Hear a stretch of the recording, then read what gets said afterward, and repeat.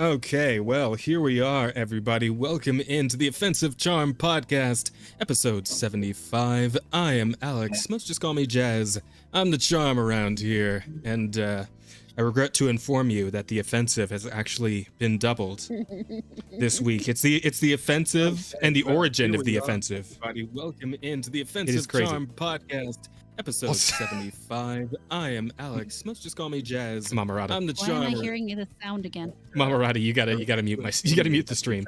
Oh, yeah. Mute the stream off. It's the offensive. Thank you.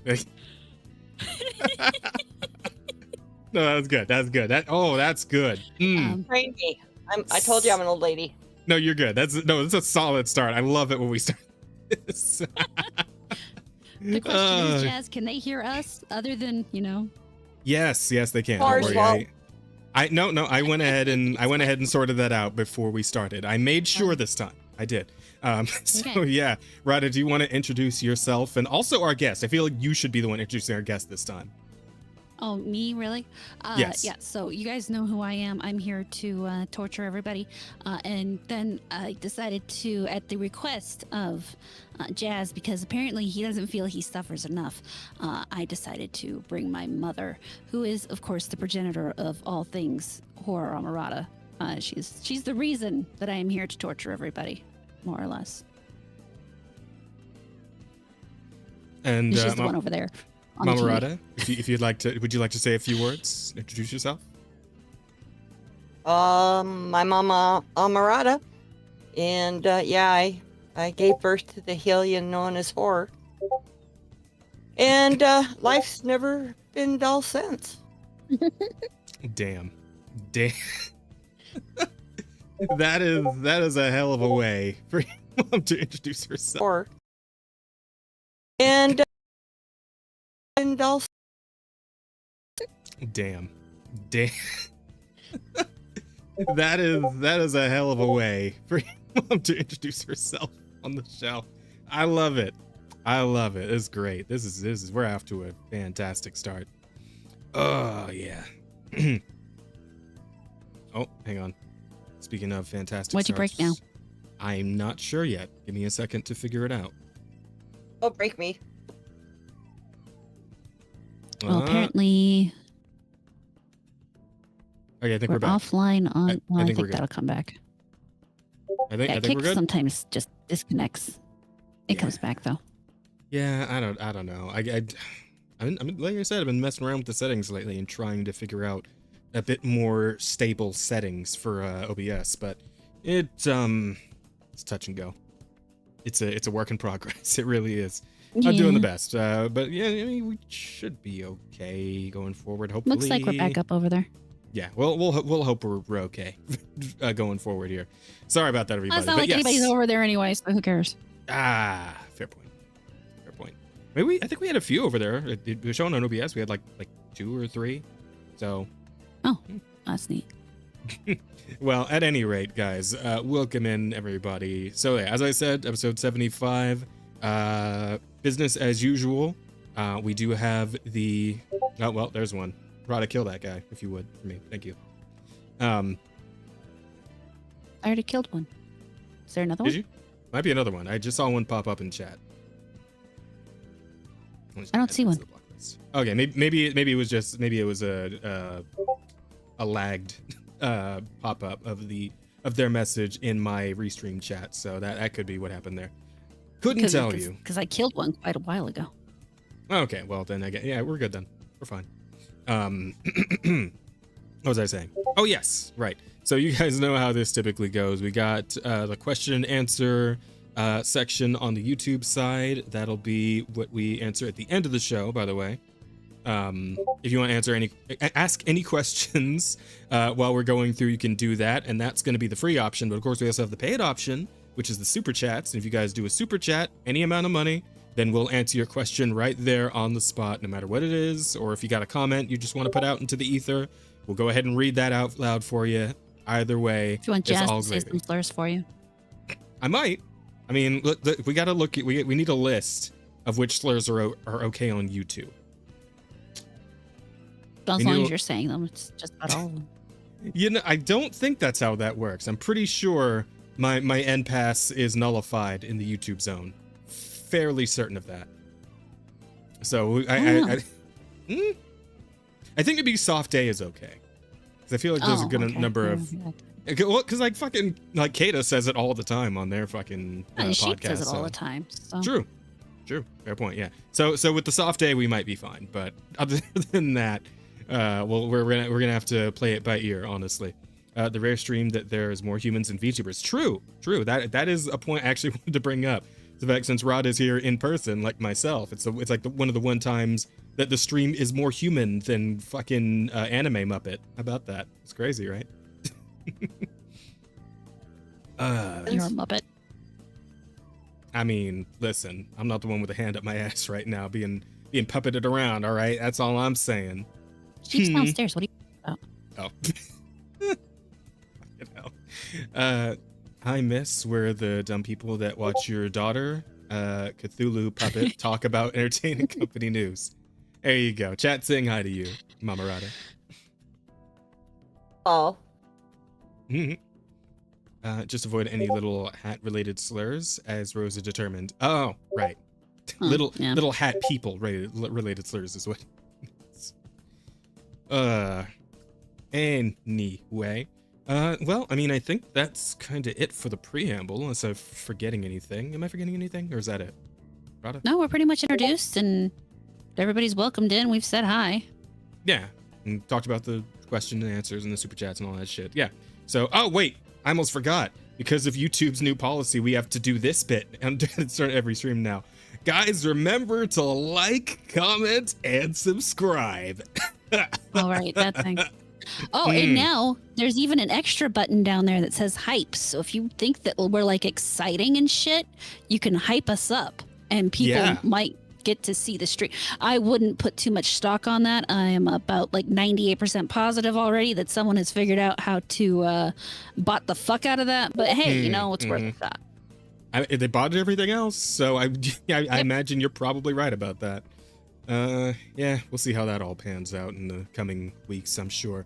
As for now, I know that things are getting a little critical over on Twitch. I don't know if I put the story up about that one, but apparently they've hit like a 5-year low on viewership after the bot crackdown. So, yeah, Twitch is in an interesting place right about now, but we'll see how that all goes. Anyway. I suppose with that, we can go ahead and get right into the week's MamaAmorata. So typically how we start the show is we just talk about what we've been up to during the week, like anything we've been watching, or playing, or reading, or just, you know, anything going on in life you think might be interesting enough to share. So that being said, Rada, you want to show your mama how it's done? Sure. I beat Expedition 33. Hey, let's go. How you feel about that? How do you feel about that ending? You know, I saw it coming. Yeah? So I wasn't too shocked. Yeah. I absolutely saw. Even like the choice of ending? Yeah, like I kind of did. You know, I didn't really see the choice until just a little bit before the ending because I could see it in Verso's face, how he was feeling about the whole thing. Oh, okay. So I kind of felt that was going to be an issue. But you were definitely right about being over leveled. Those last 2 fights were just ridiculous. And then I had gone through, I actually did find Clea, but I didn't beat her because I didn't want to spend, I mean, I wanted to get it beat so that I could play Hell Is Us because Hell Is Us came out. Well, I mean, it came out Monday, and it's coming out for sure on Thursday, you know, all the way on Thursday. Okay. Yeah, I saw it because I was looking through the PSN store like a couple hours ago. And I saw it there, so I thought, like, is it already out? Did it drop already? Yeah, if you bought the deluxe package, you get like a little extra time. Oh, one of those. Which, you know, I mean, it's what they normally do. But, you know, unlike other games, I really appreciate the way they've set it up because instead of the deluxe package being like $90, theirs is $70. So you pay what's a regular video game price for a game that you get a couple days early. And so far, I haven't ran into any bugs or anything, despite it being a little bit on the early side. Because, I mean, we know normally I wouldn't say go ahead and do that kind of shit. I did it because there's the DLC to top it off. And you get the and you get the couple days early, and it's like, screw it, I really want to play this game, so I'm going to play it early. Okay, so I it's all did. And packaged normally together is what you mean, though. Yeah, Like- it's all like packaged the together. Normally early it's access $50 and as DLC. opposed to 70. If you wait for if you want to wait, hold off and wait, then it's the $50, but you don't get the DLC stuff. But it's not. It's in terms of gaming today, it's a good, deal. As opposed to what they normally do. It's the exact opposite of what people like fucking Blizzard and shit do. So, Well, yeah. So I was excited about that. But back to Expedition 33 first, because we need to finish talking about that. But yeah, so I didn't beat Clea because I was doing that. Mhm. I wanted to make sure I got that done because I would have probably had to fight her for a couple hours in order to get through. okay. But you did that run whole up against her. bullshit. I will say, I did find her. because at the very least, I'll just go ahead and tell you this: she does not have a phase 2. So if you can make it through that first health bar, you're good to go. But yeah, it is. She got some wacky attacks, just like Yeah. just They're like, calling what's his in all face? those guys with the Mhm. thing is definitely a thing. So, but I went through and did that, and I got a really neat Pictos, the cheater Pictos. What's that one do again? It lets you play 2 times in a row every time. Oh, yep. That one was- cheater.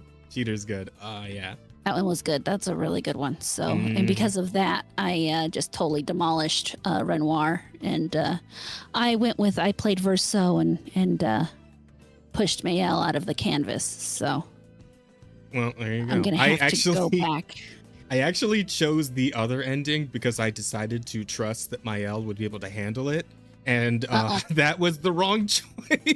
That would, yeah. I figured that was going to be the wrong choice. I don't know if you did the same thing I did, where I chose one ending and then I obviously went through it, and then I was like, okay, well, obviously I'm not going to play the whole game again, but I am curious about the other ending, so I'm going to bring it up on YouTube real quick, and we're all just going to watch it together. And is that cool? That's fine. And then of course the other ending, the one I didn't choose, was the good ending. So, well, I would call it the bittersweet ending because it's still pretty rough. It's fucking ooh, that hurts, man. Yeah. Oh, I didn't watch the other ending. I'm actually going to play the game again, but I'll do that one on my own time. It's fair. It's a great game. Oh, you should have your mom play it with you. I'm very impressed with the fact I managed to get all of Minoko's legs. Me too. I was when I first got him, I wasn't too worried about it, and then like about halfway through, I was like, okay, maybe I should make sure I'm like bringing him with me into boss fights and stuff, just in case they have a specific leg for him. But I was like, I wasn't quite like locked in on it the whole time, but I still managed to do it, so that's pretty nice. Yeah. Pretty good. I lucked out because there was, when you're fighting Clea, you run up into that duelist again, and he has a leg for Minoko, and I didn't have Minoko in my party, but my 3 people died, so Minoko and Mael came in, and then I killed him, and then I got the leg. I was so happy. Nice, good shit. All right, yeah, solid stuff, man. That's such a good game. Yeah. I really hope that one takes Game of the Year. Like, I can't think of anything else that's come out this year that could like even really close compare to it right now. No. Yeah, like No, there's been some Us. solid drops, but yeah, Hell is Us is shaping up to be really good so far. True. I've gotten past the first. Go ahead. Oh, I was just gonna say, what is the cutoff point again for like Game of the Year? Is it like November or? I think it's November. Might be October. I'm not sure though. Okay, we'll see. But sorry, you were saying. Hell is Us is actually really good so far. It's more of the adventure hack and slash kind, with maybe a little bit of role play elements. Not really though, just a little bit. It looks I'm kind enjoying of that soulsy, so far though. A little soulsy. There is some dodging and some parrying to be had, but not a whole lot. Oh, yeah. And you're not having too hard a time with that? Oh no, it's been okay so far. I'm only playing it on normal. You could play it on harder if you want to. And I'm sure as time progresses, it'll get more difficult, but it's not like Bloodborne difficult where I couldn't even get to the first fucking boss, And it's pretty open world, so you kind of get to go wherever you want to and feel things out the way you want to do it. So far, good game. No bugs to this point, which, considering it is also on the Unreal Engine, is impressive. Anytime someone can put out a game on Unreal and not just, crash a computer entirely makes me happy. And yeah, that's there's some other things that happen, but I'll let Mom impart those since they happen to her too. All right then. MamaAmorata, would you like to talk about your week? The weekend, which was just wonderful. First, our dishwasher decided to die. Oh, I heard. Wait, wasn't it the fridge? No, it was the dishwasher first. Oh, okay. So I heard about the fridge. I didn't hear about the dishwasher. At 9:00 on Sunday evening, we figured out my fridge had died. Ah, that's rough. So, ran over and picked out a new fridge and made a couple of people pick it up and bring it over. They were installing it 11 p.m. on Sunday night. Mm-hmm. Okay. And let's see, what else? Just regular life crap for me. I don't do all the exciting gaming shit and all of that. I keep saying I'm going to start, but I haven't. No, you're good. I mean, but what about like any movies or anything? Shows? We watched a bunch of movies with my brother this weekend, but nothing, all old stuff. Nothing, like The Sandlot. I love The Sandlot. That's a great film. That's a great movie. We just did some old movies and nothing like you hadn't seen before, or no, we just stayed home. I don't go to the theater very often. It has to be something really, really spectacular. Oh, okay. Well, I mean, like you don't necessarily have to go to the theater to see something new, though, right? I mean, like for example, I watched Fight Club for the first time a couple of weeks ago, like first time I'd ever seen it, and that was a hell of a film. It was a great movie. Never watched it. Really, I recommend it. It's pretty good. It's pretty insane. It's like I have probably 300-400 Blu-ray/DVD players or DVD discs. And I'll bet you half of them were never even opened. I haven't even been reading any books lately. I've been sitting, vegetating, and playing stupid iPhone games. Oh, such as? Out of curiosity. Sorry. I don't pay attention to the names, like Match 3 and... Oh, okay. So like the typical, like, I don't know, like Candy Crush just the type stupid shit. iPhones. Or like Bejeweled. There's one with a bear.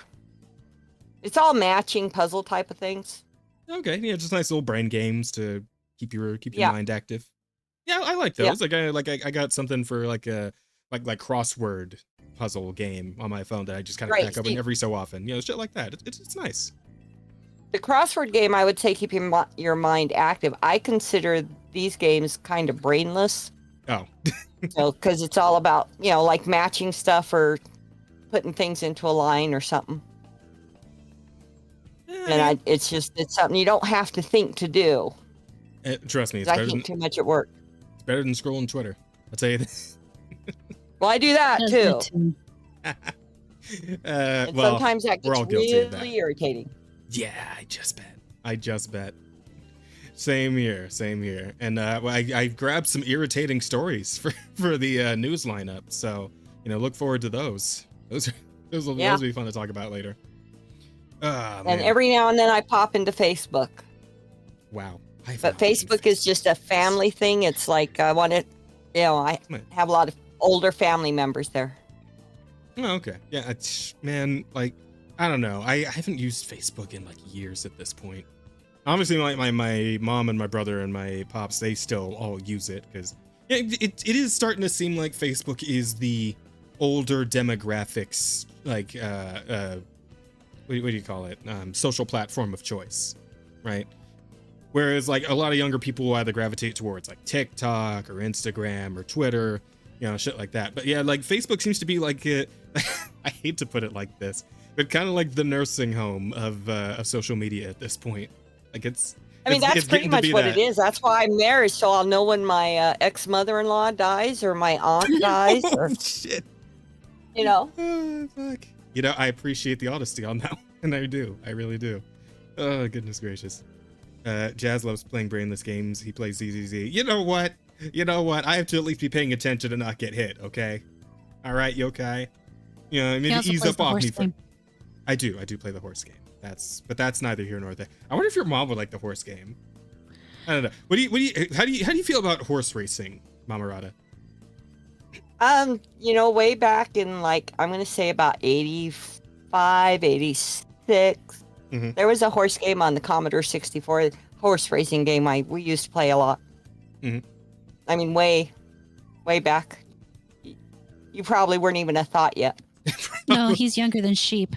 Probably not. I was born in 93, so yeah. Yeah, you weren't even a thought yet, so. Yeah. Some of the games are good, some aren't. It just depends. And it's funny because I actually like some of the older games better than what the new games do nowadays.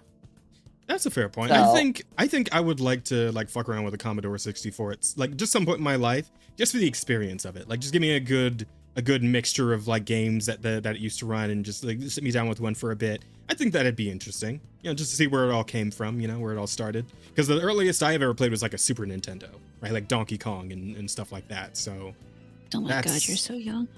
Well, you know. So our first game system was Pong. So you mean the first game? Yeah, our first game system was Pong. Yeah, because Pong is the first video game, right? Isn't it? I'm fairly certain. First one that you could buy to hook up to your TV at home. Yeah. So that's wow. Goddamn. Fair enough. Yeah, she old school like the old school. I respect that. I do.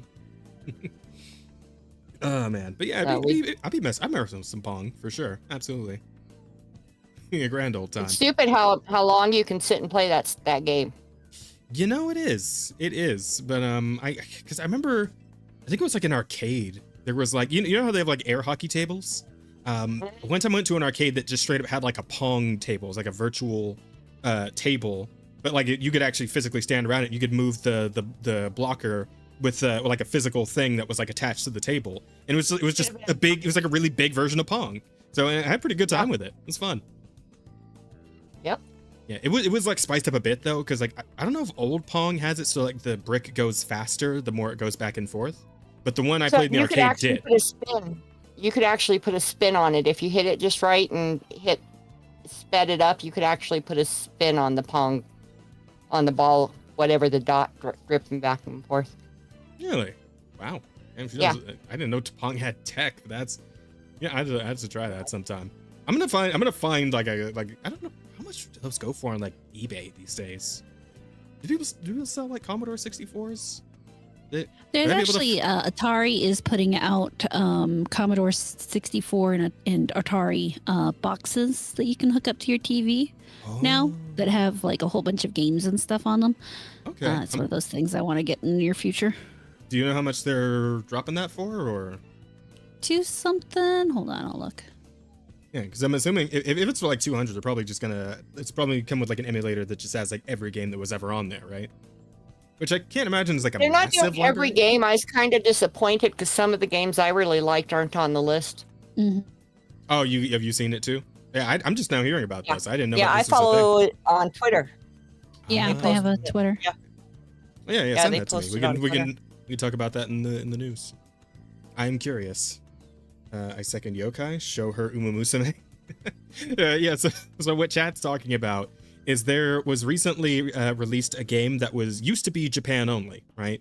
But it's essentially horse racing, but all the horses are girls with horse ears and tails, and the point of the game is to train up the horse girl to win the races until you win like the big race, right? But like what essentially you do is that you train them, and then you just let the race play out as best as it will with like whatever training you gave them.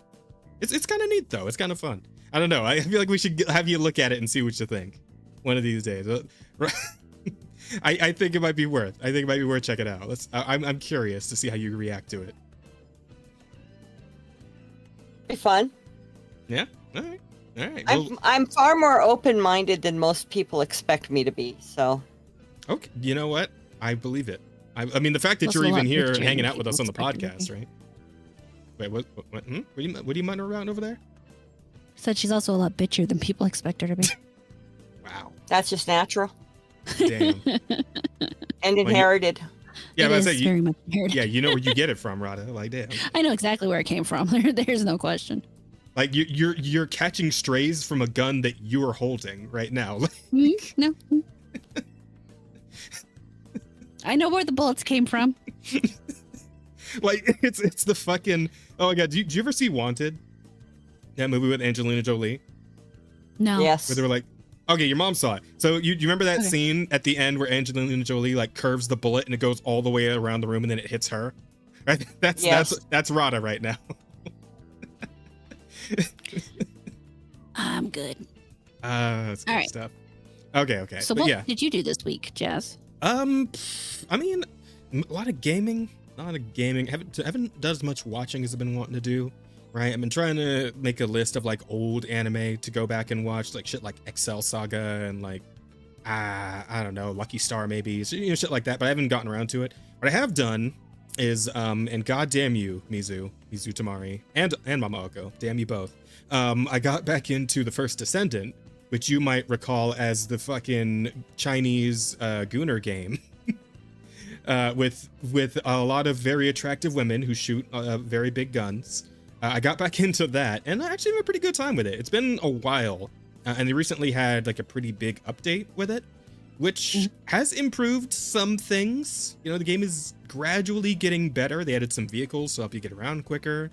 Some of the grinding has been reduced a bit, like they made it a little more streamlined. And they also did the fucking MMO thing, where it's like, hey, wait, did I talk about this last week? I feel like I might have. I don't think so. No? Okay. But they did the MMO thing where it's like, hey, do you want to catch up to where the game is currently, but you've just now started? Well, what you can do is check out this list of, missions. Very simple missions. And if you do them all in order, we'll give you a bunch of free shit. And we'll get you up to a level where you can start doing the end game content. Stuff like that, right? But yeah, it's still very, very grindy. And very penny pinchy, very expensive in terms of like the cosmetics and stuff. I mean, it is a free game, but yes, I did talk about this, Spare. Seriously, never watched the Seinfeld of Anime Lucky Star. I did not. Is that what they're calling it? Seinfeld of Anime. That's I never watched Seinfeld actually. So like I've never seen Seinfeld, No, you didn't watch it either. Okay, Not really. and I've never watched Friends either. you did. Okay, fine. I've seen a Fuck it. couple episodes. So First Descendant, then fuck that. Apparently I already talked about that last week. So whatever. We'll move on for that one. I guess I We wasn't made a joke listening about last it being week. a Okay. typical Korean grind game. Okay. Well, yeah. See, because Rada, you're okay because you're old, so I know a way you don't remember. But I'm Oh, plus it not was as boring old and yet. No, tuned out. maybe that. Okay. Well, I did try out a couple of other games. Had some time to touch on some stuff. So I kind of have this issue right now, which is the Steam library issue, but now I'm also having it on PlayStation because, PlayStation does the thing every month where they give you a couple of free games via the PlayStation Plus or whatever. But I also just kind of like, peek in there sometimes when they do the sales with like, oh, up to 75% off on these games or whatever, right? So I've grabbed some stuff here and there that I just never actually bothered to properly play. So I decided to go back and check out some stuff. So the first one I checked out was Metal Hellsinger. I don't know if you ever saw that one, but did you ever see that one? Does that name sound familiar at all to you, Rada? Say that again. Metal Hellsinger? Mm-mm. No? Okay. So what this essentially is Doom, like blasting demons Doom, right? If it were a rhythm game. And what I mean by that is that you play as this demon who is apparently had her voice stolen from her, and now she's on like a murder quest to get her voice back from Satan or something. I don't know. It was a little vague. But essentially, the whole crux of the game is you run around, you run and gun and shoot and all that shit in first person, but you're kind of doing it to the beat of the music that's in the background. And you get things like point bonuses and damage upgrades if you actually manage to like swing your sword or shoot or dodge or block or whatever to the beat of the music. And it's really pretty good. Like I actually dig it a lot because like for one, the soundtrack's pretty good. Like if you like metal, which I don't know, MamaAmorata, you into metal? Like you like screamo metal or? Yeah, somewhat. All right, fair enough. As a fun one. Okay, so Bear's already played this apparently. But yeah. So you get going with the rhythm, and you're just kind of dashing all around the room. You're shooting, you're slashing. You got like super meters that you can pop off. Like again, meter charges faster if you're on beat. All that good stuff. And the one thing I like the most is that once your multiplier hits the cap, the lyrics will come in to the music in the background. It's like, like it's like, I don't know. It's one of those games where when you really start to hit the rhythm of it and you really start to get into that flow state, right? It feels really, really good. Not myself watched Rosa. Oh yeah, she did play it on stream a while back. That is true. I think it might have been because she asked me if I wanted a copy of it, and I think I actually also have it on PC. But I was playing on PS5 because I think it was like really cheap. It was like $10 or something. It's like, well, I kind of like prefer to play it on console, so I just did that. But yeah, real fun game there. Digging that one a lot. Probably gonna go back in for more because it seems like each stage that you do is a different song. So that's kind of, it's a very interesting concept. I know there was another game that did this sort of thing as well that I didn't actually get to try. I think it was a PC exclusive. BPM, like bullets per minute, I think was what the game was called. And I think it had a very similar concept of like run and gun first person shooting to the beat, right? And I do like this concept of like more games taking genres that are just kind of like their typical own enclosed thing and mixing them with a rhythm aspect. Like that other one, what was that one I was talking about like a few weeks ago where it's like a kung fu fighting game, but it's also to the music? It was like that blues something or something or other. No, it was like Disco is Dead or some shit like that. Something like that. You showed us the video. I did show you the gameplay of it. But yeah, like I love seeing more shit like that because I mean, hey, as a musician of a sort, you know, as a singer, I appreciate some good music in a game, most certainly. And when music is kind of incorporated into the game as a mechanic, I think that's fun. I think that's good stuff.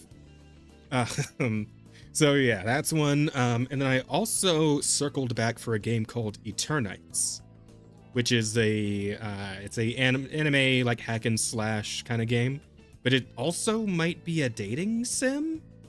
So there's that going for it. It's an interesting setup. So like it's funny because like the cold open for this is you as the main character in your apartment hanging out with your fucking jackass best friend, and he's like, okay bro, so here I'm gonna help you set up your dating profile for this new dating site, right? So what you want to do is you want to go to fucking Photoshop and like put your head on like a muscular dude, right? And that'll get girls to it's the whole fucking thing, and it's so on the nose, but the dialogue is actually really good. Like it's I got a fair few laughs. I've only played like a couple of hours of it so far, but the dialogue got some seriously good laughs out of me.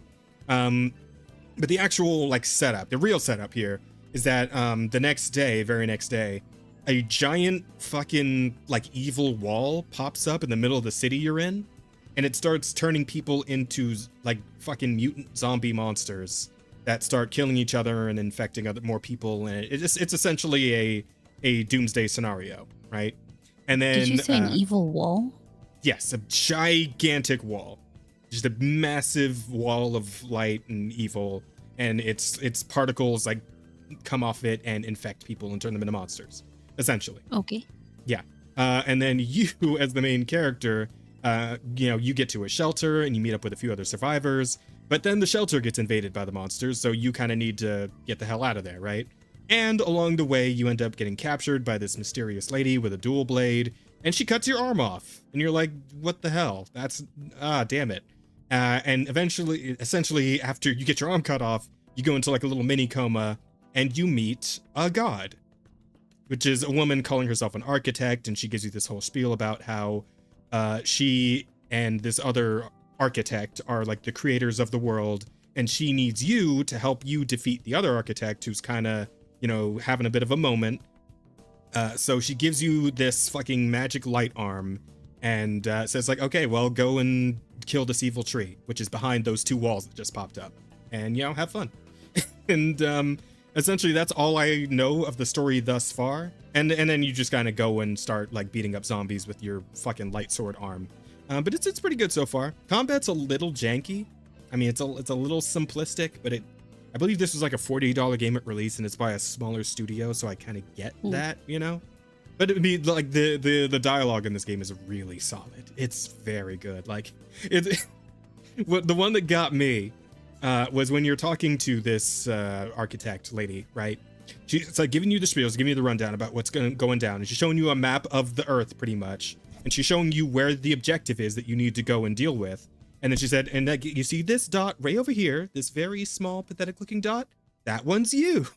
And then you have a dialogue. You have a couple of dialogue options where one's like, hey, you're kind of mean, and the other one's like, well, make my dot bigger. And so me, obviously, I went with make my dot bigger. And then she fucking looks at you and she says, I've seen your dot, bro. I've seen your dot. And I know how big it is. Like, I don't know, that shit just caught me off guard. Like, I wasn't ready for that. But a lot of dialogue on that level, so I'm digging it. It's pretty good so far. So I'll be playing more of that for sure. Maybe talk about it more next week, but you know, pretty solid.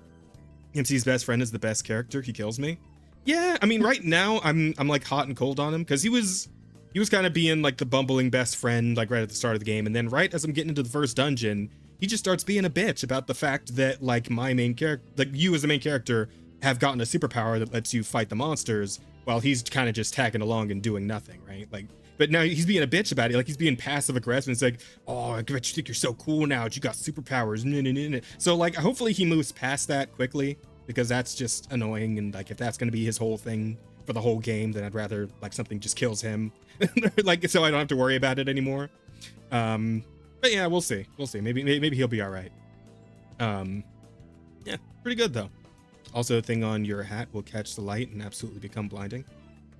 Oh, the pin. He's talking about the pin on my hat. Apparently, it's catching the light from the fucking ring light. My bad.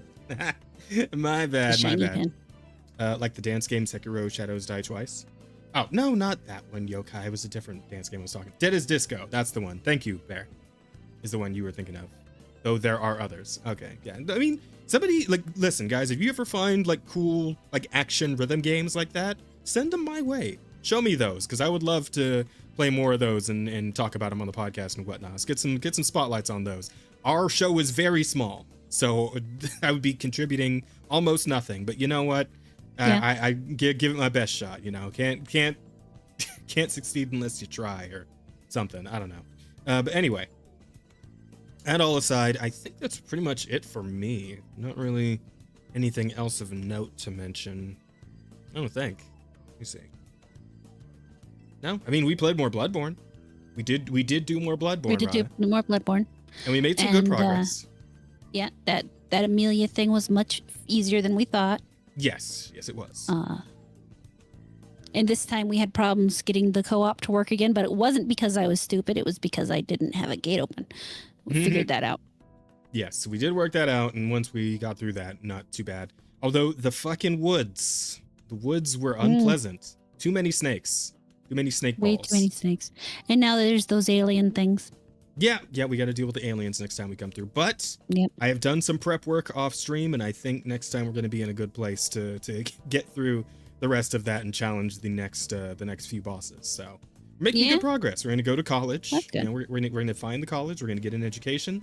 And yeah, we're going to discover the eldritch truth of the world. Looking forward to that. It's going to be pretty good. Needs more eldritch truth in the world. Well, I mean, obviously you're already all truthed out just looking at you, but you know, maybe I want to know the eldritch truth, okay? And you're not going to tell me. I just said we need more. I mean, I thought you said who needs more. Sorry, you're talking quiet. We need more. Oh, okay, there you go. Fair enough. Christ, getting all defensive and shit. And you can't see the eldritch truth unless you actually go through the madness. So I can't just tell you. It doesn't work that way. I mean, will I survive it? You wouldn't understand if you didn't do it the hard way. She knows. She understands. I mean, there's doing it the hard way, and then there's doing it where, like, you bleed from your eyes and die. Like, I would prefer to avoid that part, right? Like, so can we not do that part? Possibility. I can't make any promises on that.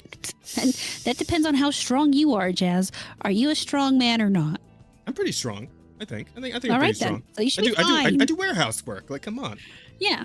Yeah. So I'm you'd be exerting fine. myself all day, every day. All right. Yeah. Okay. Well, shit. We'll give it a shot then. But all that aside, I suppose that's pretty much it for my week. With that, we could probably go ahead and just start getting into some news stories. You guys want to talk about some news? Sure. All right. Let's talk about some news then. Here, let me get this up on screen for chat. So firstly and foremostly is a hilarious story of fucking around and finding out on the part of the good old Cracker Barrel, which got absolutely bodied after trying to change the logo. And so they were like, okay, you know what? We're just gonna go ahead and put this back the way it was. So yeah, this is a post from the Cracker Barrel official Twitter account. We thank our guests for sharing their voices and love for Cracker Barrel. We said we would listen, and we have. Our new logo is going away, and our old timer will remain. How about that? At Cracker Barrel, it's always been and always will be about serving up delicious food, warm welcomes, and the kind of country hospitality that feels like family. As a proud American institution, our 700,000 hardworking employees look forward to welcoming you to our tables soon. There you go. There you go, man. You'll love to see it. So yeah, the internet backlash was so incredibly strong that they put back both the Cracker and the Barrel. Look, they're both there. The problem is, though, because there's actually more behind that. Even though they did that, they're still funding a whole bunch of LGBTQ actions. That I did not know about. I just saw their weird like new CEO, the lady with the pink hair and the glasses or whatever. Oh no, wait, she didn't pink hair, but good Lord. No, she's black hair with the weird, or dark hair with the weird glasses. Yeah, that's her right there. Yeah, with the weird glasses, but what's his name? Robbie. Showed how much of the things that they were actually funding, like an LGBTQ I want to say it was a Pride Day or something. Yeah, I wouldn't. And that sounds about right. And a trans performance. And I mean, he just did. Is it Robbie Starbuck? He just went through and just demolished them with all of the things that they have been supporting and funding. It's insane, and that's a great one. I love that. That is good. You know, the thing is, I've never actually eaten at a Cracker Barrel. Like, I'm pretty sure there is one somewhere near my house, but I've never actually been to one. They're not worth going out of your way for anymore. But yeah, well, and then because there's a cook that came out and did a video in the, he no longer works there, but had done a video showing that instead of all of the stuff being home cooked like it used to be, it's now all frozen and reheated. And when he did that, he really blew it up. And there's another one where a lady's showing how, like, the biscuits they were served were so hard that they wouldn't bust on the table. Damn. That is unfortunate. There is that, and they are still going through with the interior redesign, leaving the places as soulless slop shells. Oh. And that's been like a pretty universal thing. Like, I remember somebody posted a picture of like a bunch of different restaurants comparing like their buildings from about like 15 years ago to the ones today, and how they just like have become completely like homogenized and just like a McDonald's, right? For an example, right? They showed off like one of the McDonald's that had like the jungle gyms and like all the foresty like bullshit all over the building. It was kind of like a way to like it's like more thematic, right? Like it was more like it looks more fun and interesting because back in those times, like back in the 90s, they were still kind of marketing towards kids with most McDonald's, right? With the the Ronald McDonald and Hamburglar and all those fucking guys, right? And of course nowadays when you go to a McDonald's, it's pretty much just a beige rectangular building, right? Like I think of the one that's right around the corner from where I live, and it's like it's a beige rectangle that says McDonald's on it, and not even a particularly fun text in it. Like they used to have like fun looking text with the word McDonald's was in, but now it's just kind of it looks like a standard fucking like office space text. I don't know how to describe it, but you know what I mean. You know what I'm getting at here. They all look like used car businesses. That's a good way to put it. I like that.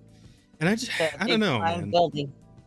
It is unfortunate. Like, I don't know if it's maybe just a thing where the more they expand, the more they try to go for something more uniform and recognizable, I guess. But like to that point, again, because everything's becoming so like homogenous looking, it feels like they're kind of losing the recognizability anyway. So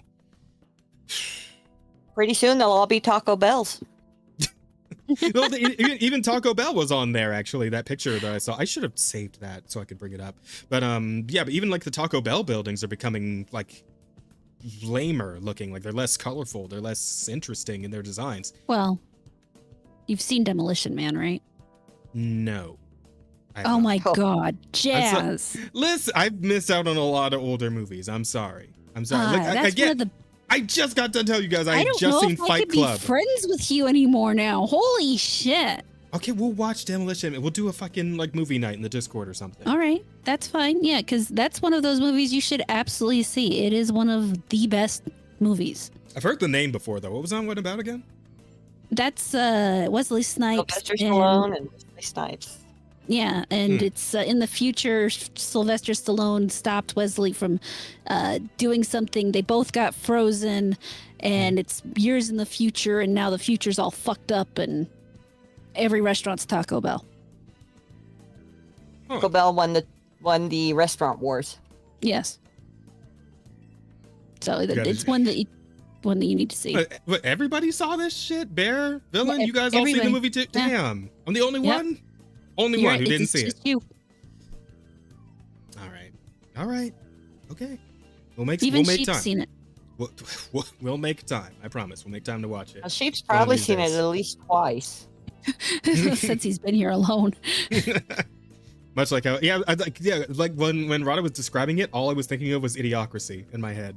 Much how Idiocracy is said Yeah. to be becoming a documentary. Demo Man is the same. Okay. Yeah, man. Yeah, you gotta learn how to use those three seashells. I'll have to watch Demolition Man so I can know whether or not like we seem to be steering more towards that or Idiocracy right now. Because like the only touch point I have right now is Idiocracy, but I need both to compare. Mm-hmm. Demolition Man leans more heavily on the judicial or justice side of things. And so we're actually, I mean, there's room for both, for us to It head really for is. both. Yeah. Okay, so then Demolition's Man were like heavy like government control future type thing. Mm-hmm. Happy, joy. Yeah, because I'm just thinking of like all the different like dystopian future kind of stories we have, and like so Demolition Man's like the government takeover thing, and then maybe something like Cyberpunk 2077 is the like corpos taking over the world sort of thing, right? Corporations and shit, and then Idiocracy is just morons taking over the world, which I mean, I feel like at what we're dealing with currently is a little column A, little column B, right? It's a bit of a mix of things is what we're heading into. So isn't that nice? So the best of all three worlds, I suppose. The corpo idiot future. Oh, that's a title. I'm putting that put that in as a possible title. I haven't been picking up on any possible titles yet, but I think that's a good one. To start with.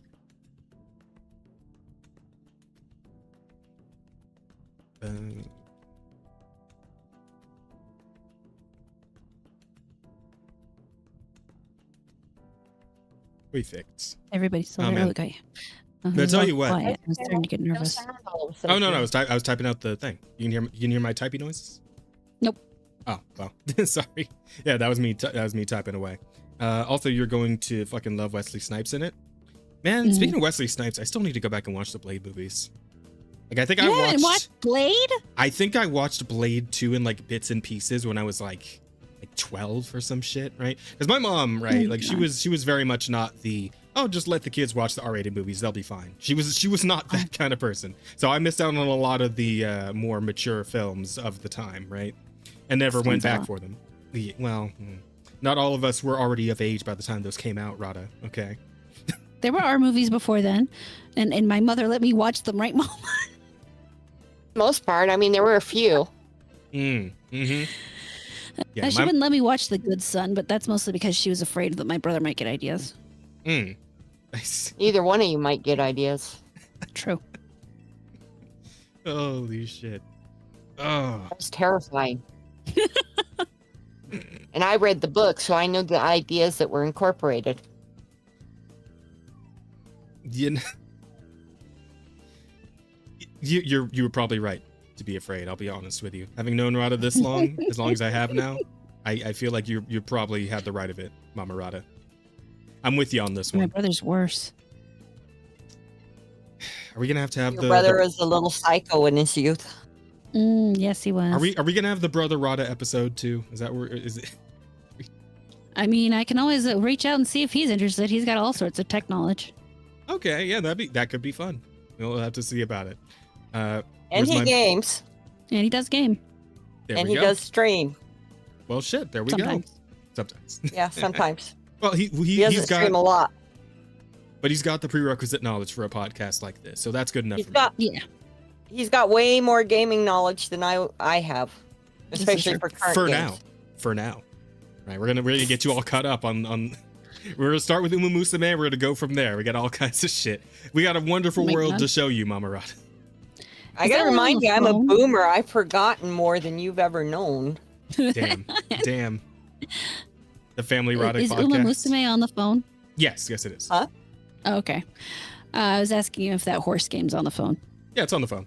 Okay. You can play it on the phone. Where is my mother had me watch the Nightmare on Elm Street movies when I was 4? Oh god. That's ooh. What's wrong with that? I mean, fuck up a kid like a 4-year-old watching Nightmare on Elm Are Street. you telling me I'm fucked up? Horror was yeah, kinda. See what was the movie horror?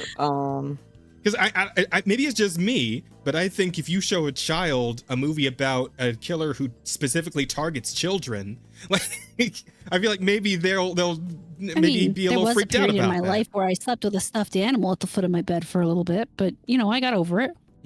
Eventually. Yeah. And horror was watching horror shows. Literally nursing as a baby, a horror show was playing in the background. Oh, that doesn't count though. If you're a baby, you don't remember.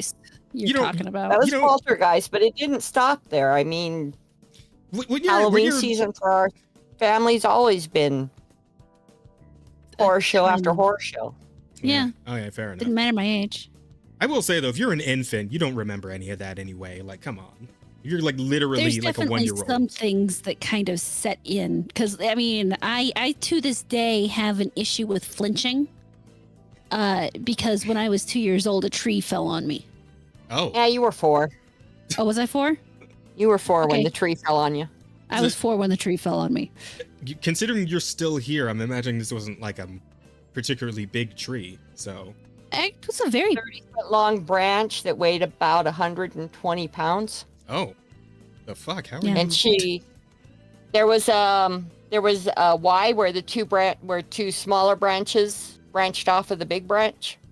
Damn. And when the branch fell down, she was literally in the Y. It missed her head by inches. Ooh. Inches. Right. Shit, that's wild. So that could have been it for you, but you managed to luck out on that one, huh?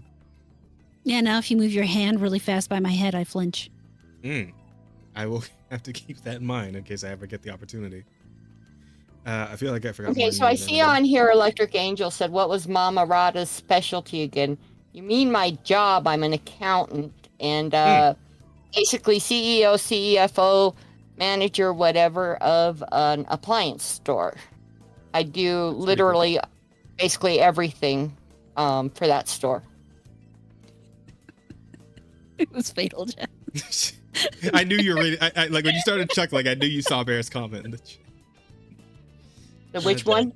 Bear's comment. Mr. E. Bear, his last comment there. Yeah. Yeah. Yeah. Well, she is immortal, so. Yeah. A transient being of sorts. So yeah, that does make sense. Fair enough. I am not trans. Transient. It's a different. It's fucking. Christ. Anyway, I I will say though, man, circling back to the Cracker Barrel for a minute, like I was watching Asmongold talk about this, and he brought up this one dude, this one black dude who was talking with like, yeah, nah, they can't be changing Cracker Barrel, man. I need to go in there and I need to feel like the mildly racist energy of the era. The Cracker Barrel is like, I get how he said it. I kind of want to bring it up, but yeah, the way he worded it was so good. Hang on, let me see if I can find this real quick.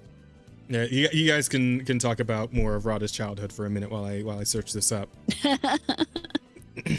I don't really know what else. I mean, any other? How many times have I been at Cracker Barrel, Mom? Any other near misses? I don't remember ever going to Cracker Barrel, so. Oh. I mean, we were down near them, but we usually went to like Hershey's Barbecue and. Yeah. There isn't one up here. Nope. I'm trying to remember that other restaurant we used to go to.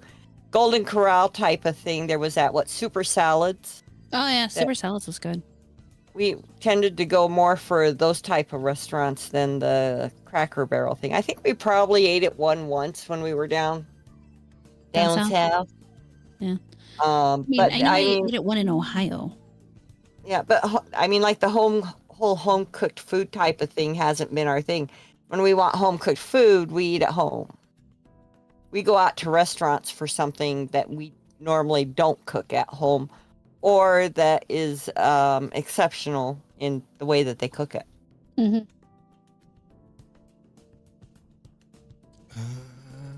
So Cracker Barrel wouldn't have been high on our list. And your grandparents really liked the buffets, so. Yeah, that they did. Trying to remember the name of the shrimp place we used to go to. Shrimp place? Calabash. Long John Silver's? We used to go to Calabash. Huh? Oh, I said Long John Silver. No, Calabash down. We used to go and get the popcorn shrimp all the time. I like popcorn shrimp. That's pretty good. That's North Carolina, though. That's not available in a lot of places. But my God, their popcorn shrimp was amazing. Yeah, I don't remember that. I remember going to Long John Silver's a couple times because someone actually asked on Twitter the other day, who goes to Long John Silver's and do you know anybody that's been to Long John Silver's? I'm like, yeah, I know one person, but I haven't been to one in like forever. Well, they closed the one up here, 10, 15 years ago? Yeah. It's been a long time. Long time. Did you find that thing yet? I think I did. There might have been the first video where he's just talking about like how this whole thing popped off in the first place. I was looking. I thought he did like a little short video about the backlash and the run back that we were just discussing. Damn it, man. Maybe I'll find it later. Screw it. We'll maybe circle back to it if we can find it later. Jazz was just amused by the racism. I was. Well, it's fine. It's fine. But yeah, in terms of other very interesting stories, we were talking a little bit about the UK before we started, but this is a little more, pop culture related. It turns out that there was a cosplayer, a Resident Evil cosplayer, bumming around in the UK on his way to a convention. I don't know if it said which one he was going to. London Anime and Gaming Con. But apparently he did not make it because the cops jumped his ass and they arrested him for going around with the prop gun, which, I mean, apparently this picture is like, there's a note here. And second, this is a 2-year-old Reddit post, so this is not part of that whole thing. But this is from what the occasion itself. Yeah, so apparently this cosplayer just got jumped by the UK police and arrested. And it's unfortunate for our friend here. I think there might have been a video too. I'm not sure if Dixerto's got the video on this. Let me see. 16-year-old cosplayer. Yeah, in the UK was taken in by police after being mistaken for a criminal due to carrying an imitation firearm. Despite officers identifying that it's a fake weapon, he's still in custody, apparently. I don't know if he's been let out by now. I would have to hope so. He was cosplaying as Hunk, a mysterious faceless character from Resident Evil who wears a gas mask. Most people who have played Resident Evil would have recognized the fictional Umbrella Corporation logo on his jacket as a dead giveaway that it's a cosplay. Oh yeah, I think I don't remember if this is true. I heard somebody saying that they were trying to see like identify the Umbrella logo that he was wearing as like a possible real life like terrorist organization or something, right? Like they thought it might have a connection to like an actual organization, but yeah, no, it was just some stupid video game shit. Well, and he's not even the first person recently to be arrested coming back or going to or having something to do with a video game convention. Wasn't there another one who came over from, and he went to, it was Blue something, I want to say was the game, or the anime he'd been at a convention for, and he had some pictures on his phone and they arrested him for them. Oh, you know, I vaguely think I remember what you're talking about. I remember seeing that, but it was Blue. I can't remember exactly what it was, but I do remember hearing something like that. Yeah. Let me see. As far as maybe this article will say something about that too. If that's because that is kind of related. Onlookers were frightened by the cosplay and called the authorities, claiming that a man with a gun was walking toward a crowded area. Authorities arrived and tackled him to the ground, taking him into custody. While his weapon is a model of an MP5 Hunk usually carries in his Resident Evil appearance, it has an orange tip at the end, that's standard fare for prop weapons to make sure mistakes like this don't happen. Right, yeah. I mean, because I've done some cosplaying in the past myself, and a couple of my cosplays had guns, like the Joker from Persona 5, or, you know, the Punisher from Marvel Comics, but they always made sure that there was like the orange bit on the end to, you know, make sure people knew I wasn't carrying actual guns, obviously. But apparently the UK, it's just not quite good enough. I don't know. Yeah. The UK is insane. Yeah, police took him down regardless. 16-year-old boy remains in police custody after he's arrested on suspicion of introducing a firearm. Police spokesperson explained. The arrest occurred in Fulham Broadway at 14:41 hours on Saturday, August 30th, after officers received information about a boy displaying a weapon and walking towards a crowded area. No one was injured in the incidents. So what does the law actually say about the possession of an imitation firearm in the UK? It reads as follows. It is an offense to possess an imitation firearm in a public place unless the person can prove they have lawful authority or a reasonable excuse. It is also an offense to manufacture, import, or sell a realistic imitation firearm, or to modify an imitation firearm so that it becomes a realistic imitation firearm. There are some exceptions, for example, weapons used in historical reenactments, the theatrical productions, and filmmaking, the page reads. So, wait, would reasonable excuse not be cosplaying, or... No, hi, Kitty. This shit right here, this whole thing right here that you're talking about is the reason why people need to watch horror movies at a younger age, so they don't grow up and they just really see something and then they freak out and they get scared, even though it is obvious what they have is not real. These people cannot I'm so upset here. These people do not understand the difference between reality and pretend, and because they cannot distinguish the two, they get scared because something looks vaguely like something that might scare them, and they have no idea how to actually handle being afraid. Yeah, I mean, I think you do have a point. I also think this also might just have to do with the fact that, again, the UK in its total is pretty tense these days. You know, with all the protests, the counter-protests, etc. and so on. You know it's not real. The thing you just read literally said you are not allowed to have a fake gun. It said you're not allowed to carry a gun that is an imitation gun that looks kind of real, because that is illegal. It doesn't shoot anybody. It's not going to hurt anybody. The most it's going to do is scare somebody a little bit, and you're not allowed to have it because it might scare somebody. Yeah, I mean, at the end of the day, it's a fair point, for sure. I wonder if maybe like people are just really wound up because of the situation in the UK right now, and that's kind of why this happened. Because again, it's just a cosplayer. Before that, and I'm assuming there was like a bunch of other cosplayers around too. So like, I mean, I don't know how big the London Anime Con is, but like, if he was going around in a cosplay, I would have to assume that maybe there were like a good amount of other people also just walking around in costumes and shit for the convention. Okay. So, like, I have an important question. Yes. Was he white? As far as I could tell, I mean, it looked like he might have been like some kind of Hispanic or something. Hang on, get the picture. I was thinking Asian, maybe. Yeah, that doesn't look quite white per se. It's kind of brownish. That's looking kind of brown to me. Okay. But why do you ask? Because in the UK, they have a tendency to let people with darker skin tones do things that people with lighter skin tones are not allowed to do. Well, I mean, here's the thing, right? Because again, he was cosplaying as Hunk, and I believe, like, the picture we saw has his face exposed, but if he was doing the Hunk cosplay, he was probably walking around with the helmet on. Well, it said they had the gas mask on. Yeah. Oh. So people probably couldn't tell what he was probably like fully covered head to toe, like with no skin exposed, so they probably couldn't tell one way or the other anyway on this one. So this one might not be like there's been a lot of race issues, right? I'll give you that. So I get why you would ask, but I don't think in this particular case it actually is a race issue this time. So his grandma was Indian. Well, that's just it. Fuck. Keep calm and hoist the colors. Yeah, I mean, man, the flag thing going on over there. Where didn't somebody else get arrested for like flying the fucking British flag like in Britain the other day? Have you seen the Epping protests? I had not specifically seen the Epping protests. I don't think. Maybe I have. I don't know. Like those. So what happened is they were bringing in migrants to put into a hotel in Epping. Mm-hmm. And people that lived in Epping said, no, we don't want them. Mm-hmm. And so the council said, okay, we won't take them.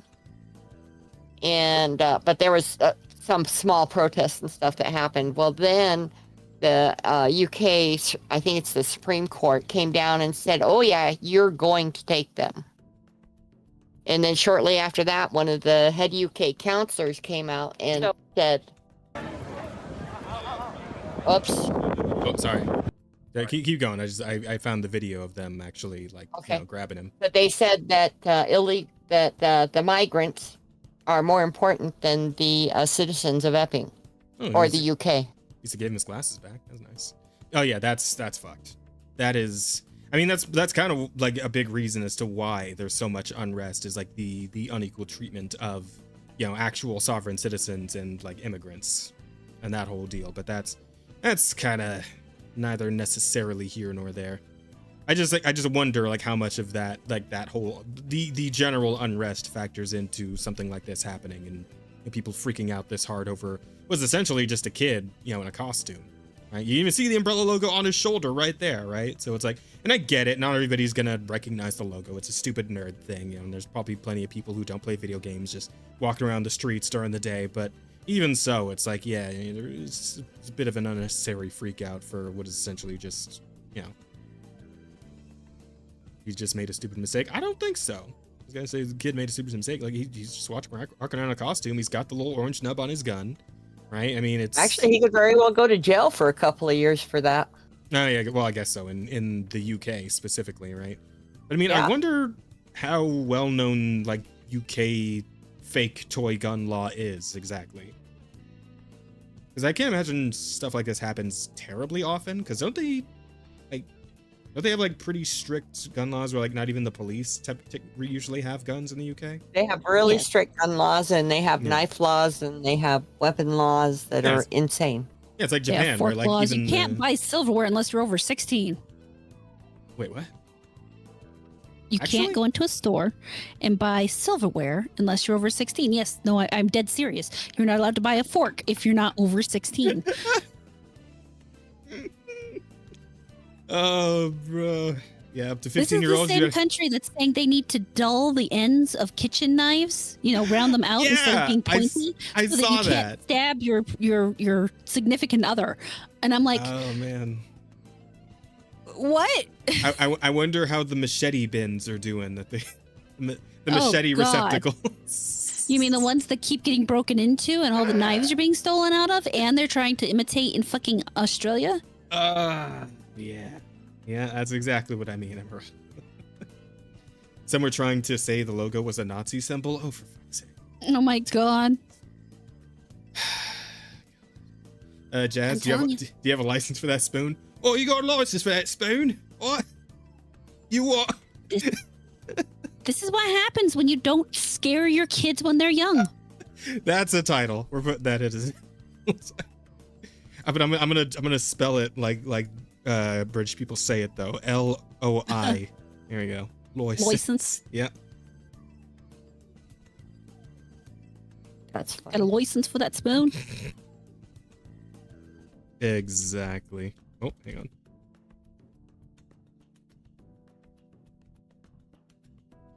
Holy shit, that's too good. That's too funny. Man, yeah, I don't know. I don't know what's gonna happen with the UK going forward, man. Shit's wild over there. It's very volatile at the moment. But it is again, I mentioned this before we started, but it is wild to me that like protests and movements like this seem to be popping up like all over the place, and like not even just the UK, right? We're talking about like Japan starting to have protests like this too, and I know shit's going like crazy in Indonesia right now. So I think that one might be unrelated to like immigration specifically. I think they're just like fed up with their government or something. But yeah, they're like setting shit on fire and like throwing people off buildings and all kinds of crazy shit. I don't know. Is it just me, or does it feel like there's some sort of major conflict on the horizon with just how much shit is popping off, like pretty much all over this planet right now? Shit. Oh, I wild. mean, there's definitely some ramping up going on. Okay, well, as long as it's not just me thinking this. UK is a joke in a lot of ways, yeah. Well, hey, hopefully we don't get caught up in the punchline on this one. That's all I'm asking. Hopefully that shit stays over there. Sometimes I truly believe that if we lived by Robert E. Howard's thoughts, we would be better off. Who's Robert E. Howard again? Well, I mean, and then I don't know. Did you see? Because you were talking about that in the German, what they consider the far right party is called the AfD party, and they have recently had 6 of their political people that were running for office. I don't know if I can use the D word. Suddenly, They've expired without not without warning. Oh. Yeah. Gotcha. 6 of them. I mean, we say shit like retarded and faggot on the podcast, so I think you could say died. Like at this point, Yeah. we're past the point of no return on that one. So We're not that precious around here. Okay, well, I don't want to get someone else in trouble. Oh, you're good. But yeah, I 6 appreciate of them. Just don't use the N word with the hard R. Yeah, like that's likely. We haven't gone that far yet. One day. I'm still advocating for it. Yeah, I had not heard that. So what, you think like they were specifically targeted, or like I mean, one or two I understand, but 6? You think it was a bit of Mexican politics going on over there? To believe. Yeah. Okay. 6 of them is a little extreme. You know. Yeah, I can believe then, that. But also that all 6 of them were from the so-called far right party, which has recently taken over the majority of the country. That's distressing in many ways, honestly. Yes, I don't even know what It's to say about crazy. that. It's a little too crazy for my taste, honestly. But yeah, like, and this whole thing in terms of like weird censorship stuff going on in the UK, we were talking about this story a little bit. Apparently comedian Graham, how do you say his last name again? Linen? Graham Linen was I think it's Linen. arrested by 5 armed police officers at London Heathrow Airport over 3 posts about transgender access to women's spaces. A strip search triggered a panic attack, leading to hospitalization for high blood pressure. He was bailed without charges and banned from using X by UK authorities. So he was in Arizona, and apparently the UK reached out to the United States and asked for notification for when he flew back to Arizona. Wow. And so they're speculating whether or not the United States actually said, hey, he's on this flight. I just find that wild that this not. man got fucking jumped by the cops for tweeting on X about transgenderism. Like, is that really all it takes in the UK these days? Is that actually just where they're at? Because holy shit. What the fuck? You must not know the story about Polly, who got what is it, like 6 years in jail Mhm. for a post that was up for less than 4 hours. I think I did see something about that. Yeah, like because this was a while back, right? Like a Yeah, it few, was, like a few months I ago. want to say like 2 years ago. Oh, was that 2 years ago? 18 months, 2 years. Shit. She got 6 years in jail for a post that was only up for 4 hours before she deleted it. That is heavily distressing, man. Mhm. Yeah, and it's like we kind of been keeping an eye on this because obviously like all the censorship stuff and the internet policing that they're trying to do over there in the UK. Like it kind of ties in with our pop culture techie shit to some extent. So we've been keeping an eye on this, but like this ramping up is getting kind of nonsensical. Like again, 3 posts and you send an entire like armed battalion of police officers after one dude. One like look like 40-year-old looking kind of doughy. Like you really is it really that like serious that you got to go that hard with it? You couldn't just have like one cop go over and like talk to him, maybe pat him on the shoulder, be like, hey brother, maybe calm it down on Twitter a bit, like, you know, like, hey, maybe calm it down a bit on that Twitter, gov. Like we can't just leave it at that. We got to like straight up fucking strip search the guy on the spot in an airport over tweets. They have like He got a phone on him. 56,000. Check him. See he's got. Check his drafts. See what tweets he's got in the chamber. They've got like 56,000 cops that are dedicated just to catching people who tweet bad things or incorrect things. So fucked. Incorrect. Oh, you saw the story about the cops who were those lady cops who were jogging and then they were pulling people over who like catcalled at them and shit, right? They were arresting them if they catcalled them. I did see that. Yeah, about the cat calling sting operation. Like what the fuck is it? Like you guys don't have anything better to be doing with your time right now. I mean, you know, some rape gangs going around. You want to work on that? No. Okay. All right. Now we got to get those cat callers. That's the real problem. Yep. Like come the fuck. Like it's no wonder that like there's millions of people protesting at this point. Like there's unbelievable like amounts of people in these protests at this point. There's massive fucking crowds getting behind the effort to overturn this like police state that the fucking UK has been falling into. And I saw this also on I love Pirate Nation. You always tweet so many interesting things for me to bring up on the podcast. But yeah, apparently somebody's done the numbers so far for this year, saying the UK arrests over 30 citizens daily for offensive online speech, such as retweets or memes, totaling 12,000 annually. Over tweets, 30 a day? Damn. I mean, the scary thing is they don't even have to say it themselves. If they just repost it. Like, how do you even have space in your jails? Like what do you... I how do you be that guy, right? Who's like in a UK prison, and like you're sitting next to the other guys, like, I might, what are you in for? Posted a meme about the darkies on Twitter. Like, what do we do? I don't. Oh man. Oh really? Mine was about transgenders. What's really sad is that they're getting longer sentences that people that do the R word to children. Yep. The people posting the memes are getting much longer sentences. Wait. So they're taking in kids too now, or? Oh, No, like no, there's I want to say she was 12 years old that was R-worded by five men. Oh, that R word. I thought you were saying. I thought you meant retard. Her.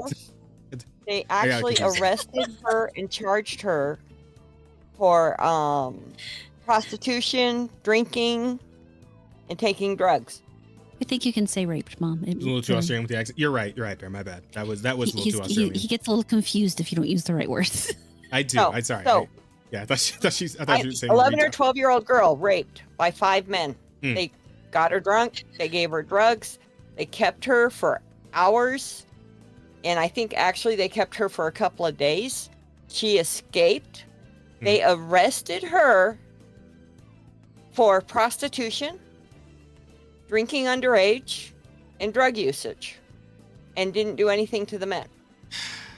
This is England. Yeah, that sounds about right. That sounds just about right. Yeah. So I don't know, man. I don't know what's gonna happen to the UK in like the next year or so. I feel like within a year we're gonna see something absolutely insane coming out of the UK. Maybe that might even be too long. That might be too long of an estimate. Maybe like half a year. Who knows? We'll see what the fuck goes down by Christmas, right? Like, shit could pop off well before then. We'll have to wait and see what happens. Because yeah, they got the protesters now. They got the counter protesters out. And like just all these crazy arrests happening everywhere. I'm sure the jails are getting overstuffed with fucking Redditors and 4chan autists, right? Like, I just. Bro, they're gonna have to make a new jail specifically for the memers, right? You're gonna go in a fucking meme jail. I would just like to see, the British, man up and show some of the strength they used to have and actually, I don't know, fight their government off. That'd be cool. I mean, at least the Irish, right? Fighting Irish, that whole thing. The Irish have been trying to get rid of the English for a long time. Or the Scottish. Fuck, I forgot again. The girl with the hatchet and the knife. Was that Irish or Scottish? I think she was Scottish. Scottish? Okay. Yeah, the Scots then. Hopefully the Scots can get their shit sorted out. Because, they used to be pretty. We used to know them as being pretty fucking squirrely, right? And the Scottish used to have a reputation for being some kicking and screaming motherfuckers, right? Like, we all saw Braveheart. Pretty good movie. Anyway. Yeah, it is what it is. Let's see. It feels like it's going to have to get barbaric before it gets better at this point. There will always be in England when there's a country there. Is that like part of the English anthem or something? I'm honestly not sure. UK needs their own art school dropout. Oh god, yeah. I don't know if it's gonna get that far, but yeah, shit's definitely getting crazier and crazier. I do like the quote. I don't know if it's a quote from something, but the Asmongold keeps saying it, and it is how do you put it specifically? It was when you make reasonable discussion impossible, you make unreasonable action inevitable. I like that a lot. That is actually a quote from somebody. I don't remember who necessarily. Yeah, but that's a real good one though, because it's definitely starting to be exactly what the UK is dealing with. So just a little song. It's just like Devin Erickson, a really good author, keeps saying if you call everything fascism, if you call everything people want fascism, then eventually they're going to want fascism. Yeah. So I guess we'll see. I don't know if an art school dropout is going to rise up in the UK, but I guess I wouldn't necessarily be surprised at this point if that's what ends up happening, because shit is crazy over there, man. Oy vey. But anyway, getting away from all that. So this one was kind of weird and interesting. Again, I just said getting away from the UK, but I had one more thing in the UK I thought was kind of interesting. So apparently, age verification legislation is tanking traffic to sites that comply and rewarding those that don't. So, completely counterintuitive to what they're going for, but that's really funny. So much for horny jail. Hang on. Where's this? It was on PC Gamer. UK's Online Safety Act mandating age verification for adult websites has significantly reduced traffic to compliant sites, while non-compliant sites have seen traffic double or triple, per a Washington Post analysis of 90 popular porn sites using similar web data. Compliant sites face lower ad revenue and verification costs, while non-compliant sites gain from increased visitors. Yeah, I mean, that's only counterintuitive if you don't understand human behavior. I look at it as like military intelligence. Yeah. Ironic. Wait, no, elaborate. I'm confused. So that it's two terms that kind of contradict themselves. So their age verification laws, if I have to do age verification, I'm just not going to go to that site. And they obviously didn't think this through when they did this. And True. so they're getting the result I would expect them to get by taking, the sites that are complying and not getting, and then rewarding those that don't is exactly where I would be. I would be going to the sites. I don't have to give them my ID or anything. Mm-hmm. Well, obviously, but like what I'm wondering then is for the sites that don't comply, that are, benefiting from it, like surely there's some sort of, recompense there? Or Well, it depends. It's like, for example, 4chan, they wanted 4chan to do it. 4chan's not going to do it because 4chan's not a UK company. It's an American company. They have no buildings in the UK. They have no reason to have to conform to UK law.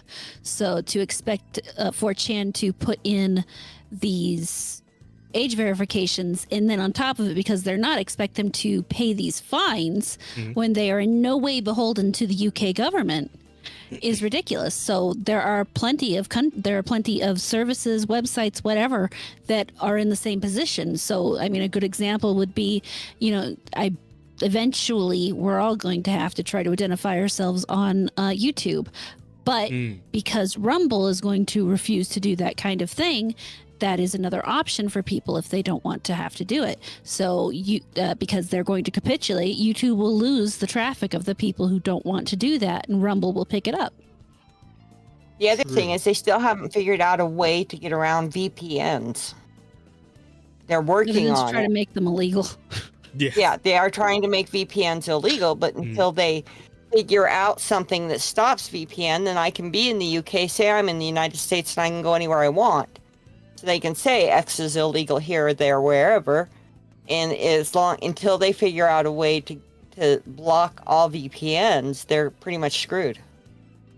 True.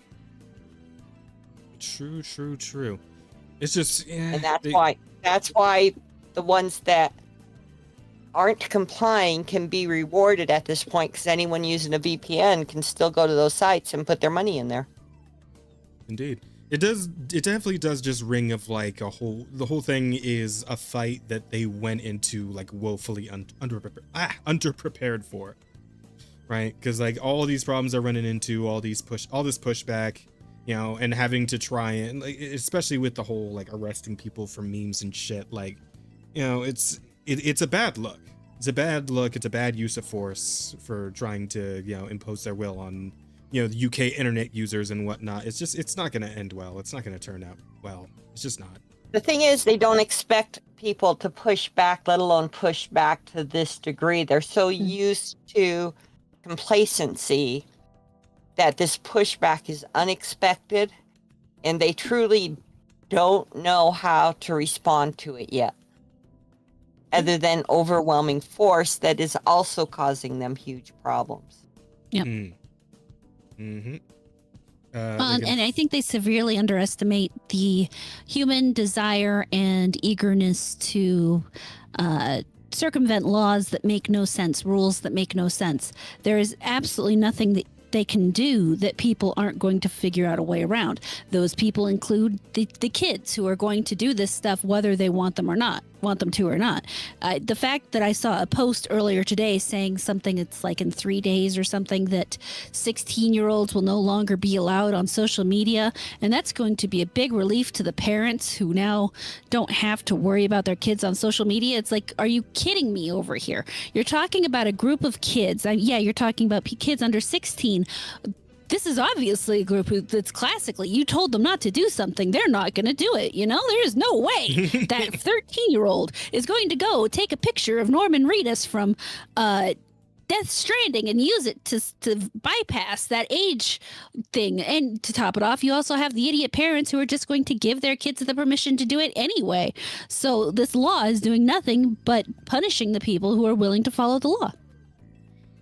I mean, they said they can force UK websites to block VPN traffic, but the fact of the matter is most of the stuff that's going to be going on that they don't want seen in the UK isn't going to be on UK sites. So, for instance, X, they are trying to they want X to block VPNs, but X is not so far, at least, going to go along with that because they are a US based company, not a UK based company. Yeah. Was that the one that UK was trying to? Because somebody brought up the story earlier, and I don't think I have it in my lineup here. But like, wasn't it a US company was getting sued by the UK? The UK was trying to sue a US company. Who was it? Right, horror. Sorry, say that again. That's 4chan. Oh yeah, 4chan was that the 4chan thing? Oh, okay. That was 4chan, and it's funny because when that story came out, I made another comment on Twitter about, if the UK doesn't want their citizens to be accessing 4chan, then they just need to build themselves their own, because China has that whole great firewall. They just need to build their own. Apparently, the UK already has that. They are entirely capable of actually just keeping their people inside of their country from accessing other IP blocking other websites so that they can't access things they don't want them to. Which is scary. Very much so. Also, would it be too mean-spirited to put United Cuckdom in for running for the title? No. But right, we all know that I'm not the person to ask that question. Well, you know what? I'm going to put it in there, and we're going to let the chat vote on it later, and we'll see what happens. If chat says it's asterisk and cuck, though. Yeah? Yeah, because I think Twitter might not like that. Okay. Or not Twitter, YouTube. Why did I say Twitter? Yeah, I think YouTube will block that one. Can you not say cuck? Well... I don't think they would... I mean, you can say it, but I don't think they'd like it in a title, Well, now people are going to think it's saying, like, United Cockdom or something. Right? Like... How's that worse? I mean, how's that worse? I put it in. Whatever. Well, okay. Let's just use the greater name. The what? UK. The greater name? Okay. Oy vey. Yeah, we got some info here about. Let me see. What is this? House Judiciary Committee, Washington D.C. The House Judiciary Committee will hold a hearing on Wednesday, September 3rd. 2025 at 10 a.m. ET. Hearing will examine European threats to American free speech and innovation. It will highlight how European online censorship laws, specifically United Kingdom's Online Safety Act and the European Union's Digital Services Act, threaten Americans' right to speak freely online in the United States. Hang on, I should probably put this where I can get it bigger. He needs it bigger, guys. You heard it here first. Well, for chat too. Like, our screen's a little small here, so... That's totally what it means. Right, speak freely online in the United States. Additionally, it will explain how the UK's Digital Markets, Competition and Consumers Act, DMCC, and the EU's Digital Markets Act target American companies and hurt innovation. What? House Judiciary Committee hearing the Europe's threat to American speech and innovation. Wednesday, witnesses, etc. Watch the hearing will be live streamed here. And that's tomorrow, actually, right? When they say at 10 a.m. Yeah. Yep. I'd have to tune into that just because that could be like pretty big for how this whole thing is going to be handled between the US and the UK going forward, right? It might be worth checking in on.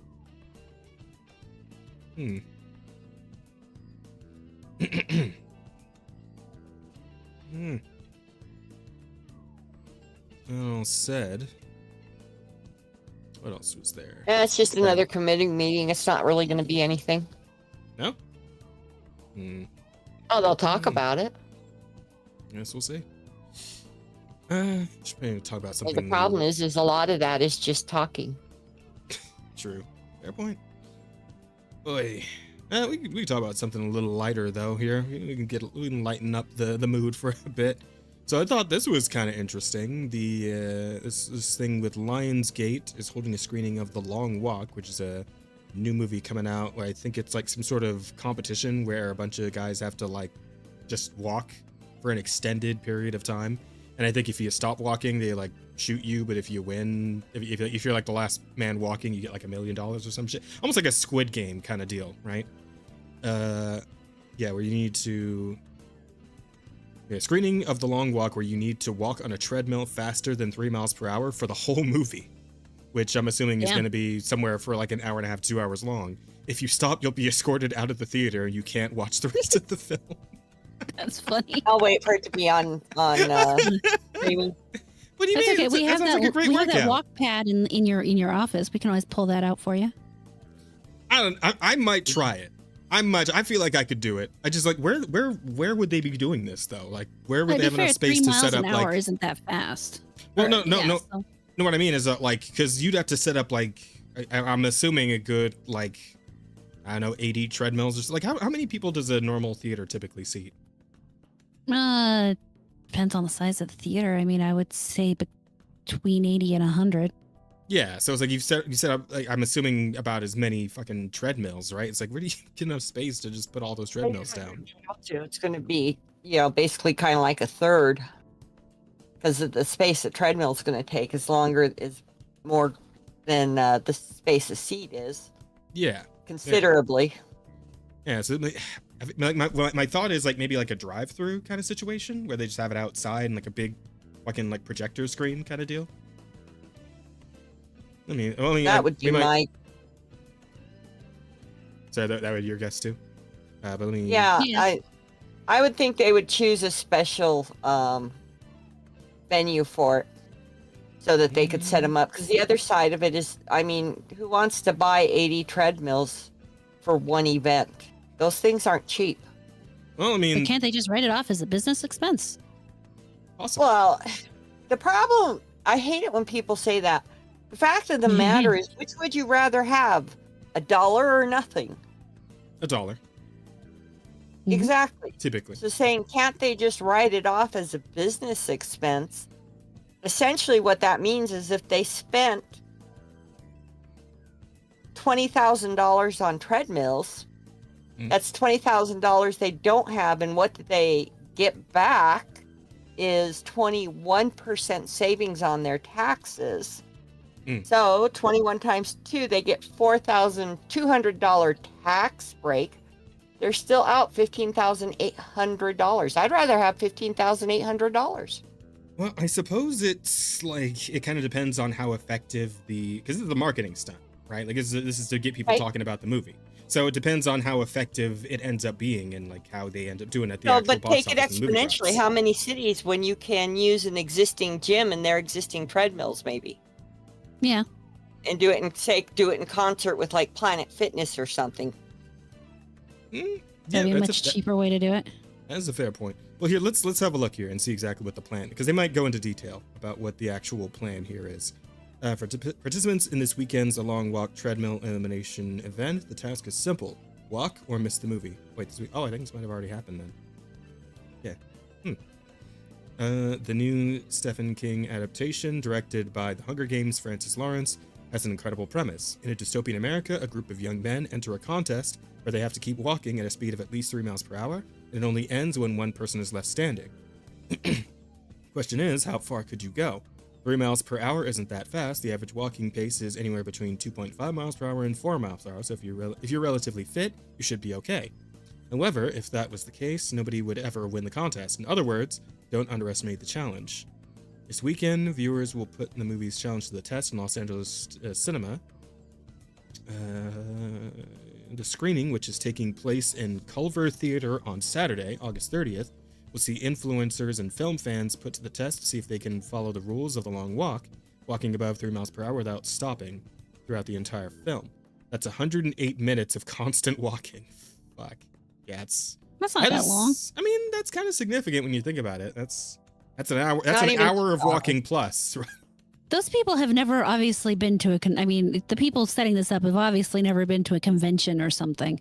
An hour of walking, an hour and 40 minutes of walking really isn't that much, especially when you're only, 3 miles an hour is a really pretty meandering speed. It's not that fast, so it's not going to be that taxing. So unless you are severely out of shape, and this is coming from my fat ass, so keep that in mind, then it's not going to be that hard for most people.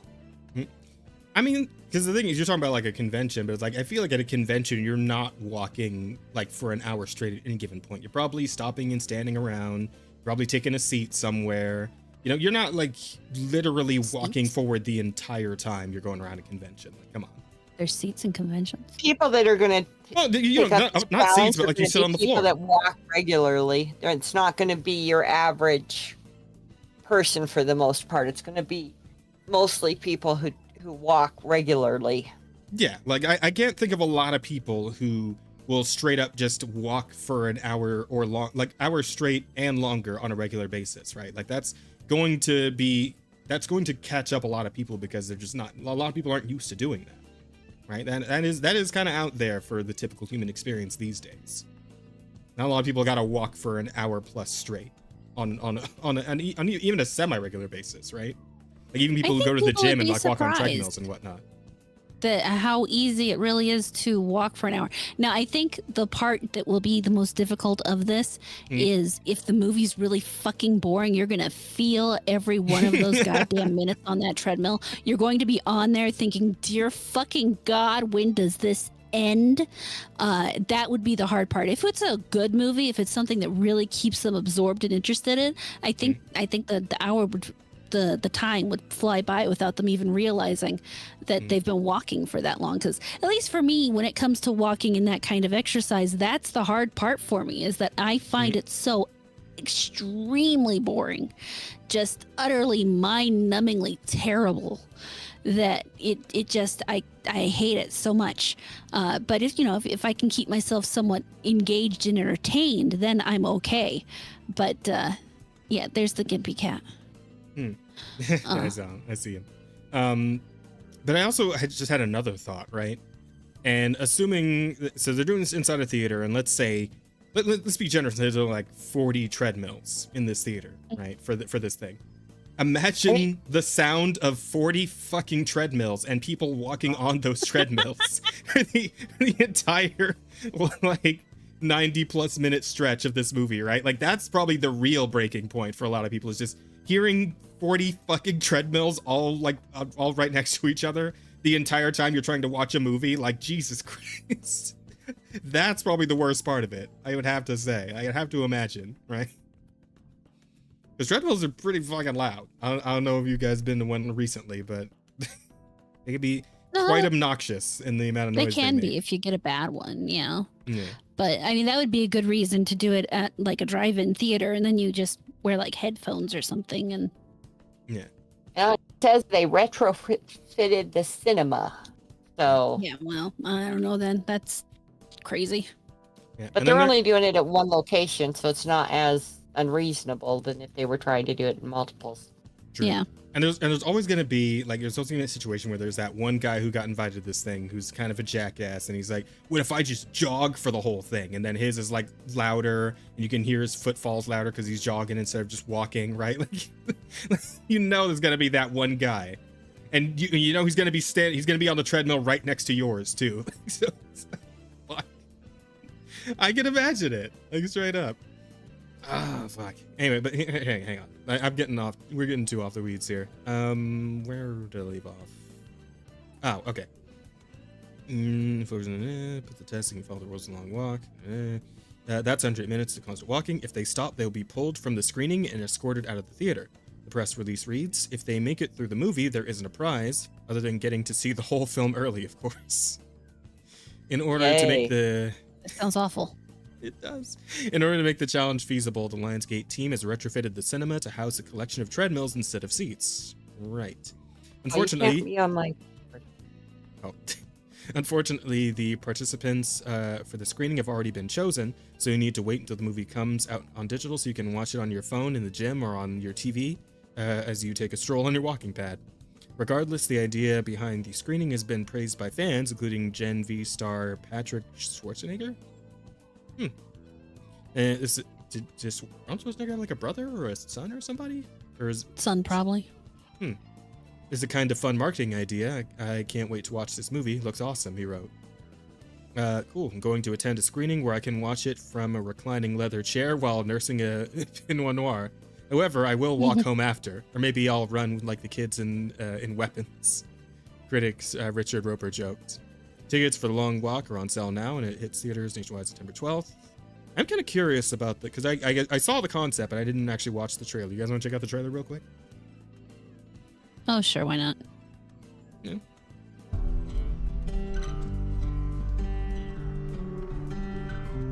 I'm Ray Garrity. You can call me Ray. Prima Freeze.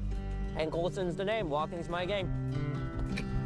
I ain't many that are built like me. I'm the last of my kind. Might have to mute it though, because that music is probably copyrighted. I'm already not a big fan of it either. Too much reverb. And a little bit slow. You're on Mhm. candid camera. Man, you gotta not think about the things out of your control. Think about your plan. Personally, I can't stop thinking. What, so they're going to walk and film their walking?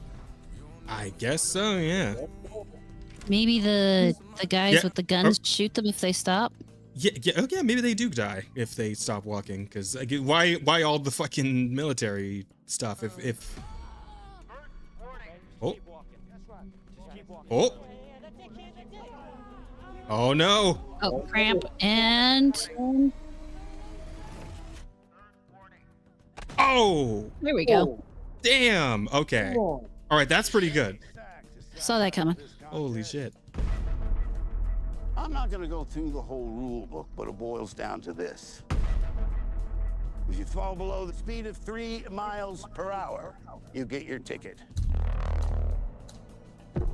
Damn. Walk until Wait, was there's that- only one of you left. Who's ready to... Oh, that is fucking Mark Hamill. Wow. Okay. Is it? Wouldn't have thought he'd be down for something like this, but okay. Oh, like Yeah, that's him. makes That is sense. definitely him. I think he'll do anything for money, just about. This is Yeah. walk or die. Well, and him and Trump are on the same derangement issues. So. You'll walk as long as you can. But sometimes the body won't listen. For some, your heart will stop. For others, your brain. And the blood will flow suddenly.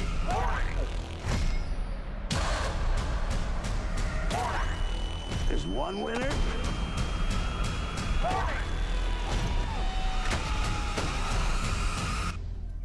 And no finish line.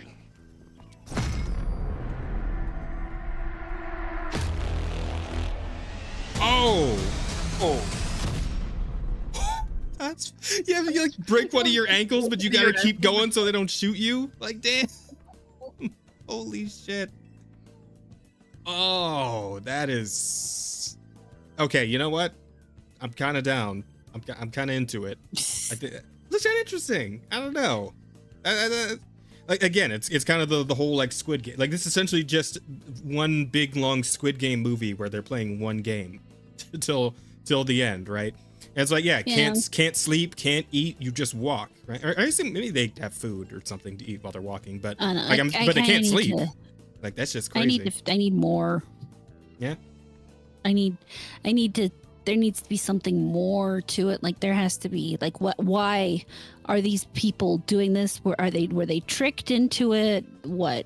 Because I mean, I can't imagine someone coming to me and saying, you know, if you walk forever and you're the last person who survives this very long walk, you get whatever this prize is. I can't even imagine myself going, oh yeah, that sounds like something I want to do.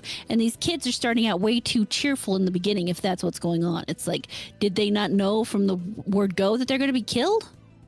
So where's the thing here? Yeah, it says dystopian America, so I'm assuming that shit's bad, right?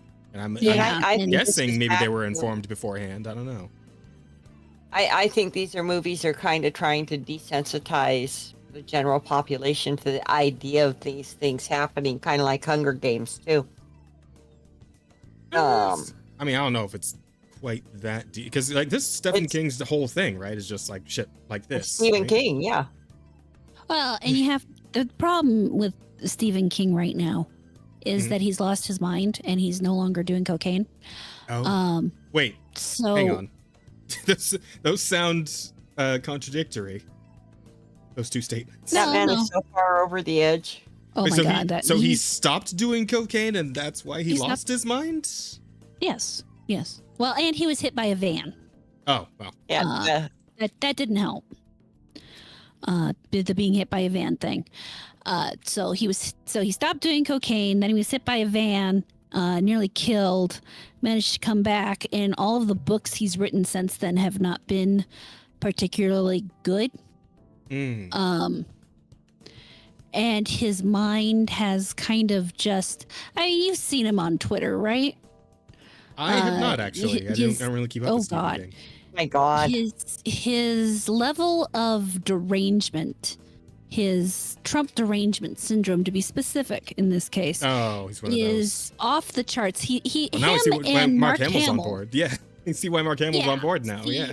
And that's part of what makes me wonder about this movie is, and I hate thinking in this way, because normally I wouldn't be the person who thinks in this way. But when you're looking at these two people and you're looking at this kind of dystopia, you have to wonder if they didn't do it specifically to make a comment on where we are in today's world. And considering how off kilter their view is of today's world, I can't say that it's going to make for a meaningful movie, because they are already so far off that what they are looking at is going to be entirely unrecognizable to a regular person.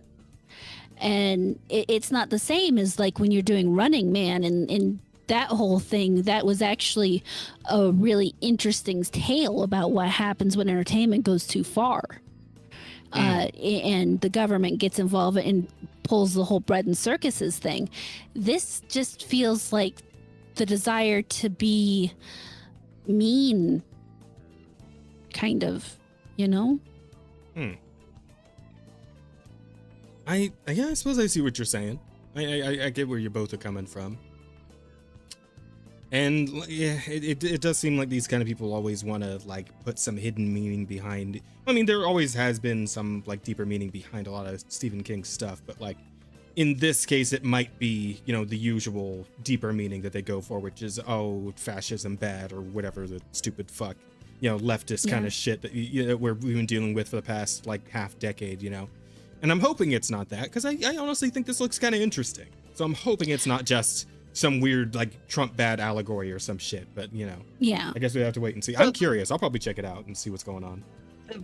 The absolute best tools for like desensitization of a populace, for changing or switching attitudes, is to use subtle messages, but definitely entertaining. Because you slide into it without realizing that you're there. And so, and I was never a conspiracy theorist, although I think now people might call me one. I still don't consider myself one. But there's too much of it where you see that they have all of this crap, these little messages and everything. And when you go back, like if you go back and watch TV shows from 20 years ago now that you haven't watched before, really start to see some of it from a different place. And more of it is pointed out and more clear that it's like, wow, shit, they were doing this 20 years ago. Well, and the scary thing of it all, though, is that now, you know, they'll try to do it. They'll try to do the subtle messaging, but they've lost the talent that could do it well. So instead of being subtle, it's basically like, hey, let's smack you in the face with this. And that's, I think, causing a lot of damage to their attempt. And I don't think that I really don't think that Stephen King has it in him anymore to do that same subtle thing. So, I mean, I referenced The Running Man earlier, and he actually wrote that book, and the movie's based on that book. And it does have a point that, you know, sometimes I sit back and watch what we're watching on TV today, what we consider entertainment, and I'm like, you know, this kind of might actually have been at home in that world. Yeah, I suppose you got a fair point. I mean, we were just talking about, what was it, Take Us North last week, and that whole fucking thing, and how that game was like absolutely just blatant fucking propaganda. By the way, there was actually a bit of a follow-up this week to that. I don't know if you guys saw, but apparently Take Us North has like disappeared off the internet. Yeah, I heard, MamaAmorata, I don't know if you were tuning in last week when we were talking about this, but at the Gamescom, which is like a big video game conference / you know, expo sort of thing, kind of essentially what's taken over in place of E3, which is now like completely dead. there was a small indie studio that was backed up by a lot of much bigger players. They were trying to push this game called Take Us North, which was essentially a simulator for being a coyote that smuggles people into the U.S. from Mexico, and it was very blatant. Coyote. Yeah, so that was the whole thing that was going on. But since that happened, and since a lot of people are attributing Asmongold's coverage of it to the fact that they just got massive blowback, hundreds of thousands of dislikes, just being shit on all over Twitter. They've disappeared. Like the studio, like their official Twitter account disappeared. The team lead, her account disappeared. I believe their YouTube channel is also gone. Like everything. Didn't it take like 3 days and everything just started disappearing? Mm-hmm. Something like that. Right, about that, yeah. So apparently they've either given up and canceled the project, or they've just gone underground and they're trying to lay low until the heat dies off. Which, I mean, the moment they string back up again, that heat's gonna come roaring back. I hope they realize, because this game I would bet is. They just are laying low and are hoping to be able to come back in a week or two. They're going the way of fucking Dustborn or Concord or any of these other stupid fucking like pseudo propaganda or like just completely fucking nonsensical leftist games, right?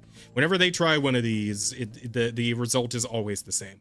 And they should have known it would be the same this time too, especially with how contentious an issue immigration has become in the US. Immigration from Mexico specifically.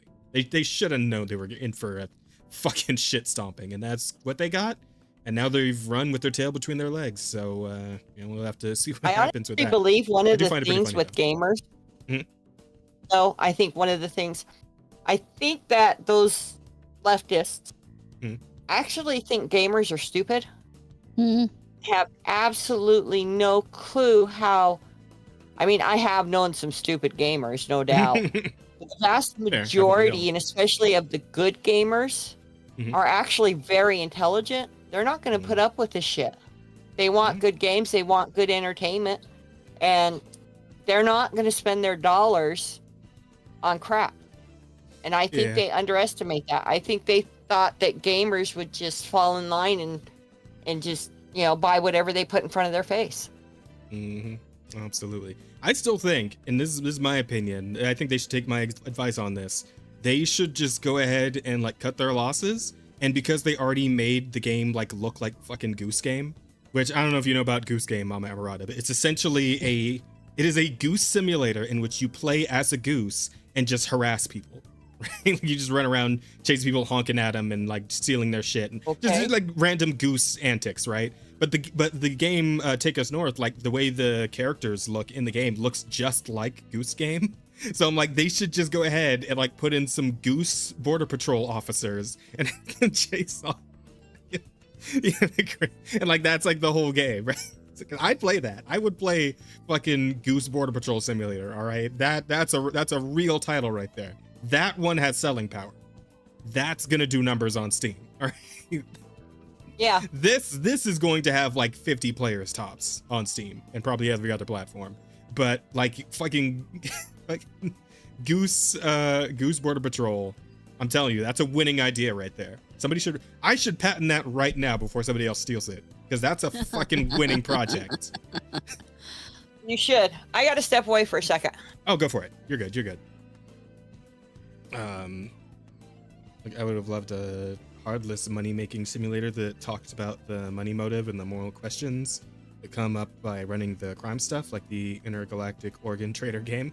I have never heard of that. That great. But yeah, you know, like the whole thing as far as like leftists' interpretation of the immigration issue is just steeped in dishonesty. So they were never going to address like the crimes, the prostitution, the rape, the drugs, all the horrific shit that comes along with these coyotes and their fucking, and their immigration schemes, right? Like they were never going to address any of that. That was never on the table from minute one. So let's be real about that one.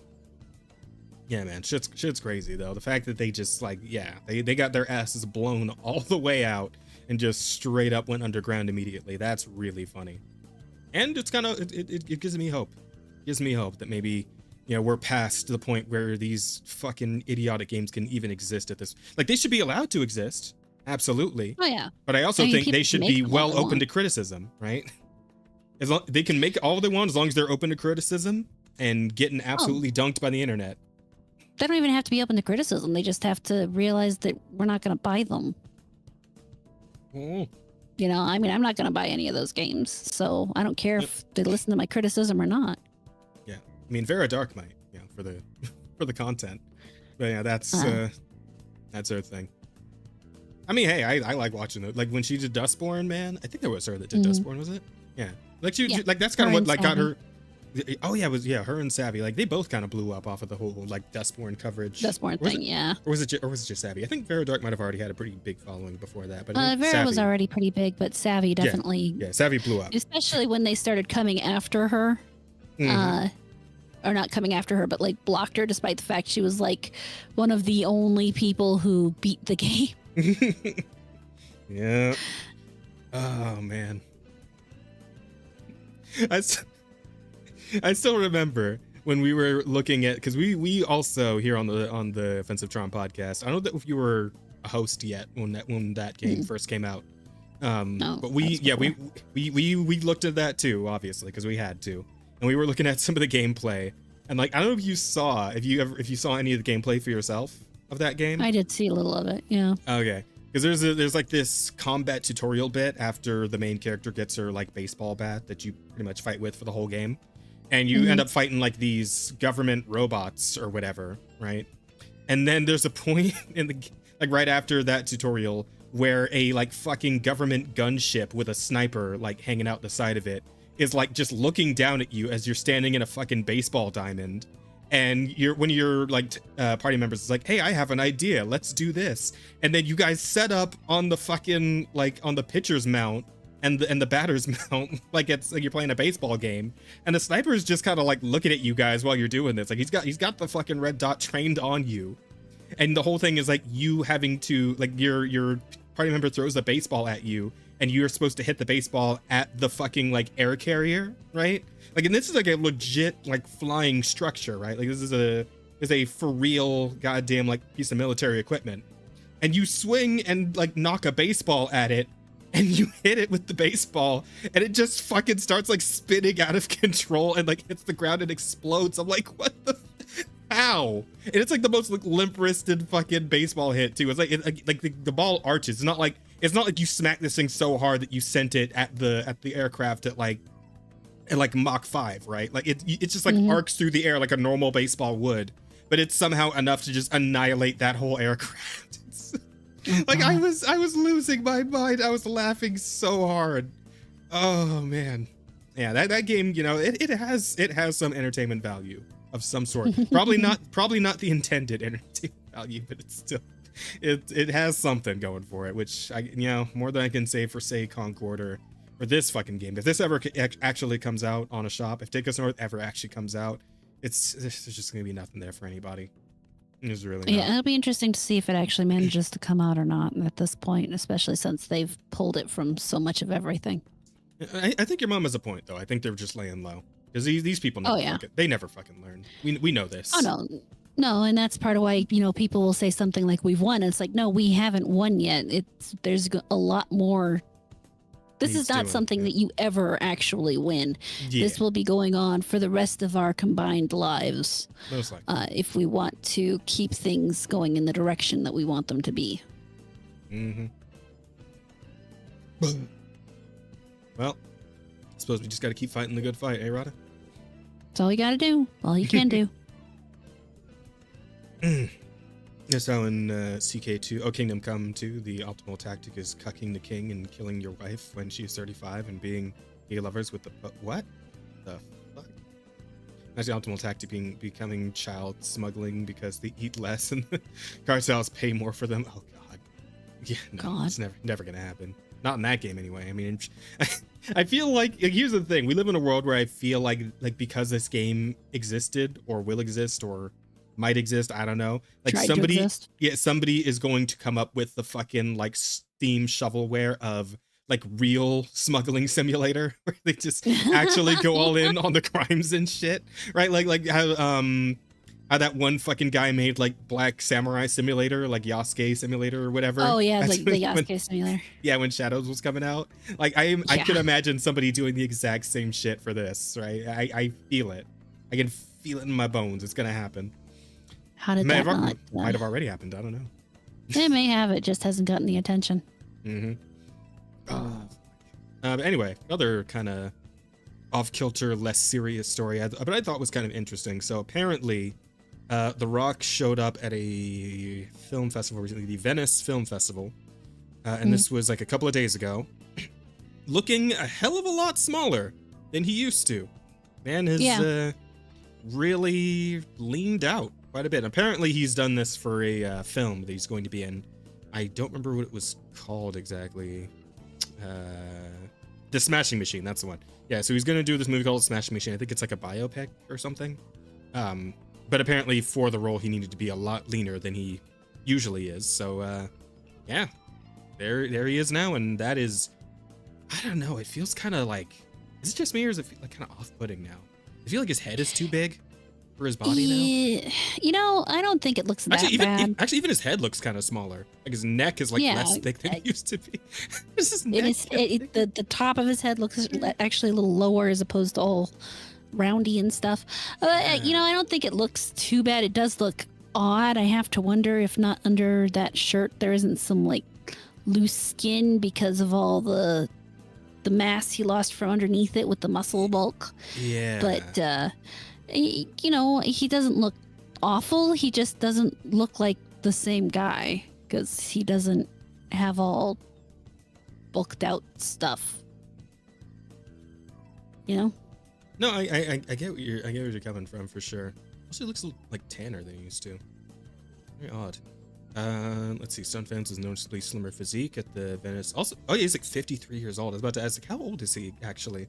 Because like a lot of people have been pretty, you know, convinced by this point that like to be as fucking massive as he is at the age that he was at, you know, all through his 40s and I guess early 50s here, to still be that big, like he's probably, you know, geared up a bit, right? Like he's probably on this side or the other.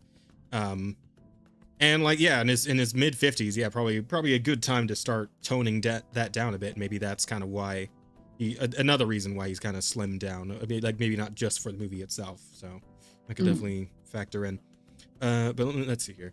And also slimmer physique, 15 minutes standing ovation. Wait, whereas Film Smashing Machine premiered to a 15-minute standing ovation. Oh. So apparently the film's done pretty good, at least at this random Venice Film Festival. Welcome back. We were talking about The Rock and how he's like weirdly slim now. I just showed the picture on I screen. think part of that's age too, though. Don't forget to I was turn saying the camera same back on. Yeah, what'd you say, Rod? There you go. I was reminding her to turn the camera back on. The Rock became the pebble. That's pretty good. And the 53-year-old actor debuted his new look in a light blue short-sleeve button-down silk shirt with a colorful print, and then he attended the Miu Miu Women's Tales event. Johnson weight loss transformation has sparked widespread discussion on social media, with fans expressing surprise and admiration for his new look. Some commented, "Yep, had to do a double take," while others praised his lean physique, saying he's so lean. Rock slimming down and still owning every room. Legendary glow up unlocked. Johnson reportedly lost 60 pounds in preparation for his role as real-life MMA fighter Mark Kerr in The Smashing Machine. Yeah, so it is a black biopic. Follows Kerr's rise to UFC glory and his struggles with opioid addiction and personal demons. The film also chronicles the ups and downs of Kerr's volatile relationship with his then wife Dawn, played by Emily Blunt. Johnson's performance has generated award buzz, film receiving a nomination for the Golden Lion, the highest prize of the festival. Good for him, I guess. Reflected on taking on a different role after making his name as an action star, saying this transformation was something I was really hungry to do. I'd been very fortunate and to have the career that I've had over the years, make the films that I've made, but there was just a voice inside me, a little voice that said, what if I could do more? I want to do more, and what does that look like? I mean, props for branching out. I know he's kind of been on a bit of a like slump lately after I mean, I'd say probably his best roles were in like the Fast and Furious movies as Hobbs, right? Like people seem to like those a good bit. But other than that, like I can't really think of anything else like good or well received that he's been in for a while. But it seems like apparently this film's being received pretty well. So I mean, good for him on that. You know, it's all right. It is definitely just really weird to see him so small. Mm-hmm. It is so bizarre. Yeah, he definitely looks deflated is probably the best word for it. Yeah. I can agree with that one. I can second that assessment. Holy shit. The Koseki Bijou is the new The Rock. The fuck it. Wait, hang on. What does this moon speak? What does that mean? Yokai, you gotta help me out here. I need the translation on that one. Seki Bijou. I think that's a name. I think you should Google it. Is it? Okay, fuck it. Let's see. I hope it's a name and not something weird. Koseki Bijou. Oh god.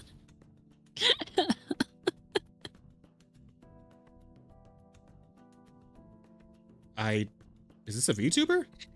It is. VTuber, right? Yeah. Oh. Okay, then. Not really seeing the connection here.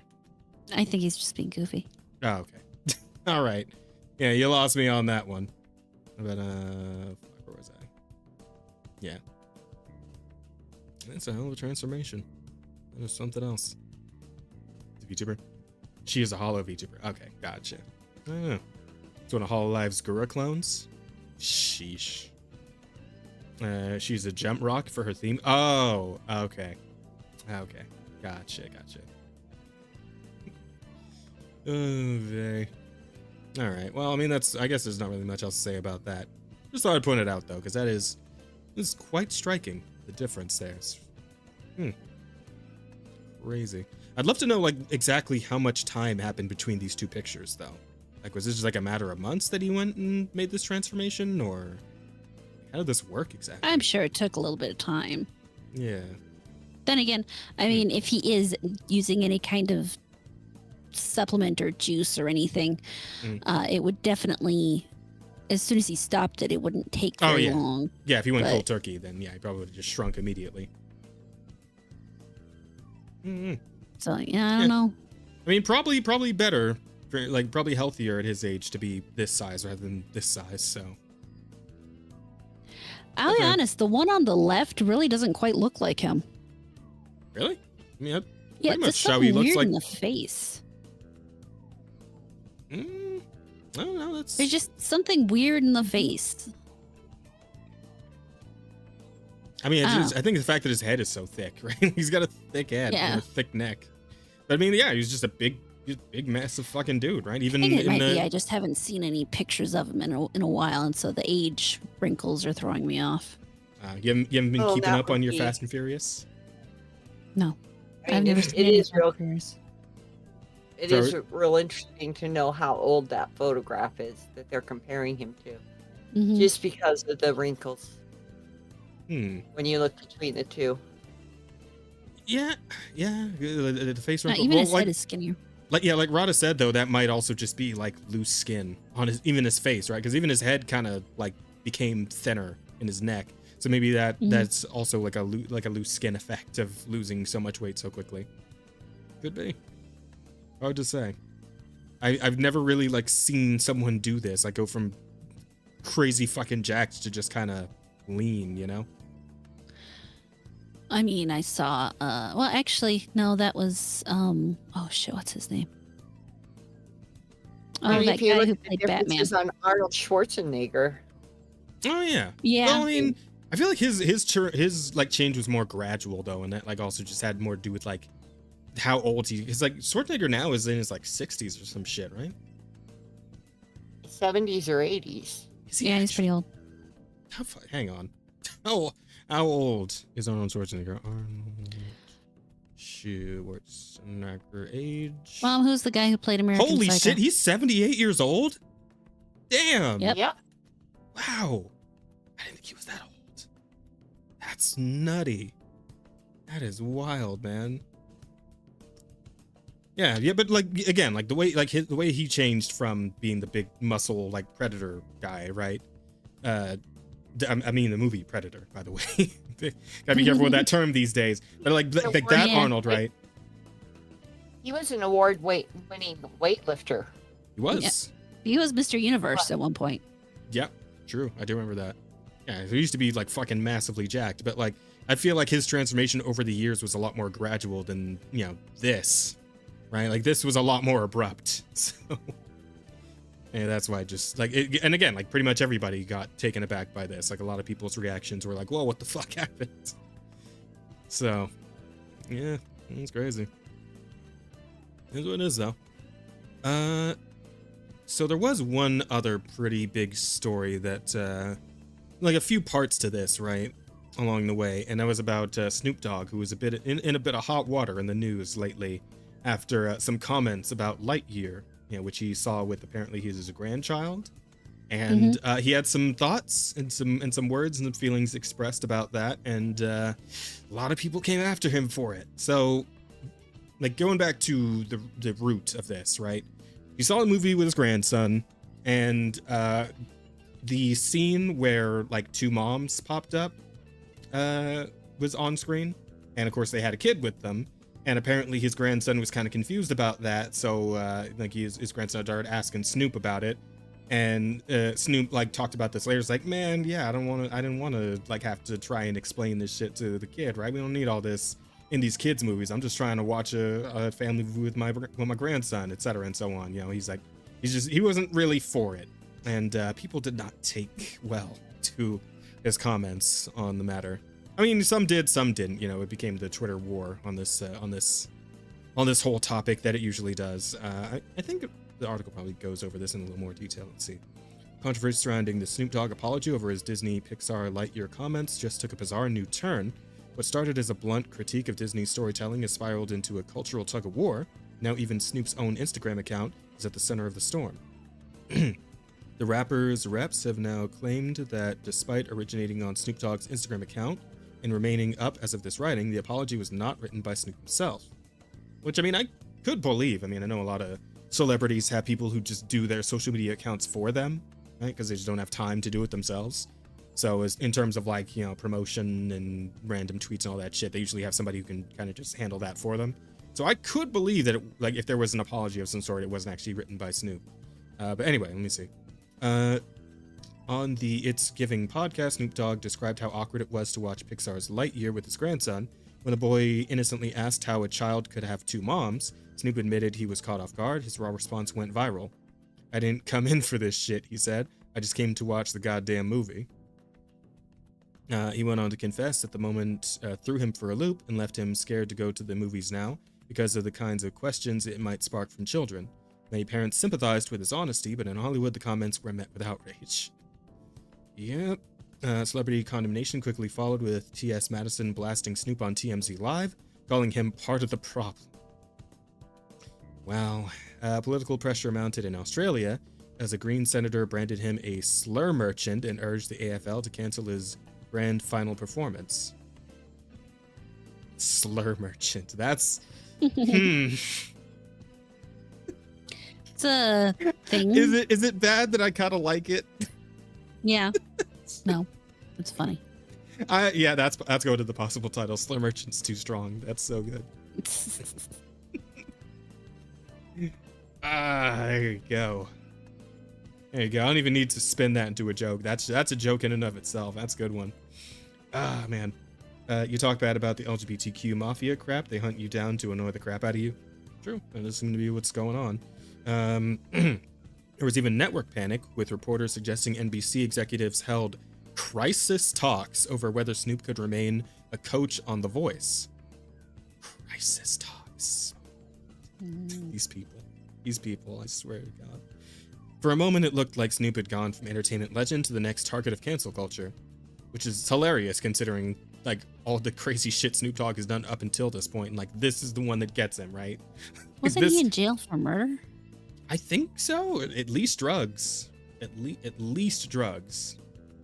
Let's see. Then came the supposed climb down. Comment from Snoop Dogg's official Instagram account, which boasts 88.5 million followers, included some of the world's biggest celebrities, read, "I was just caught off guard and had no answer for my grandsons. My bad for not knowing the answer for a 6-year-old. Teach me how to learn." Teach me how to Terrible thing to learn. say. Yeah. The post was widely interpreted as Snoop walking back his comments and bowing to the cultural pressure.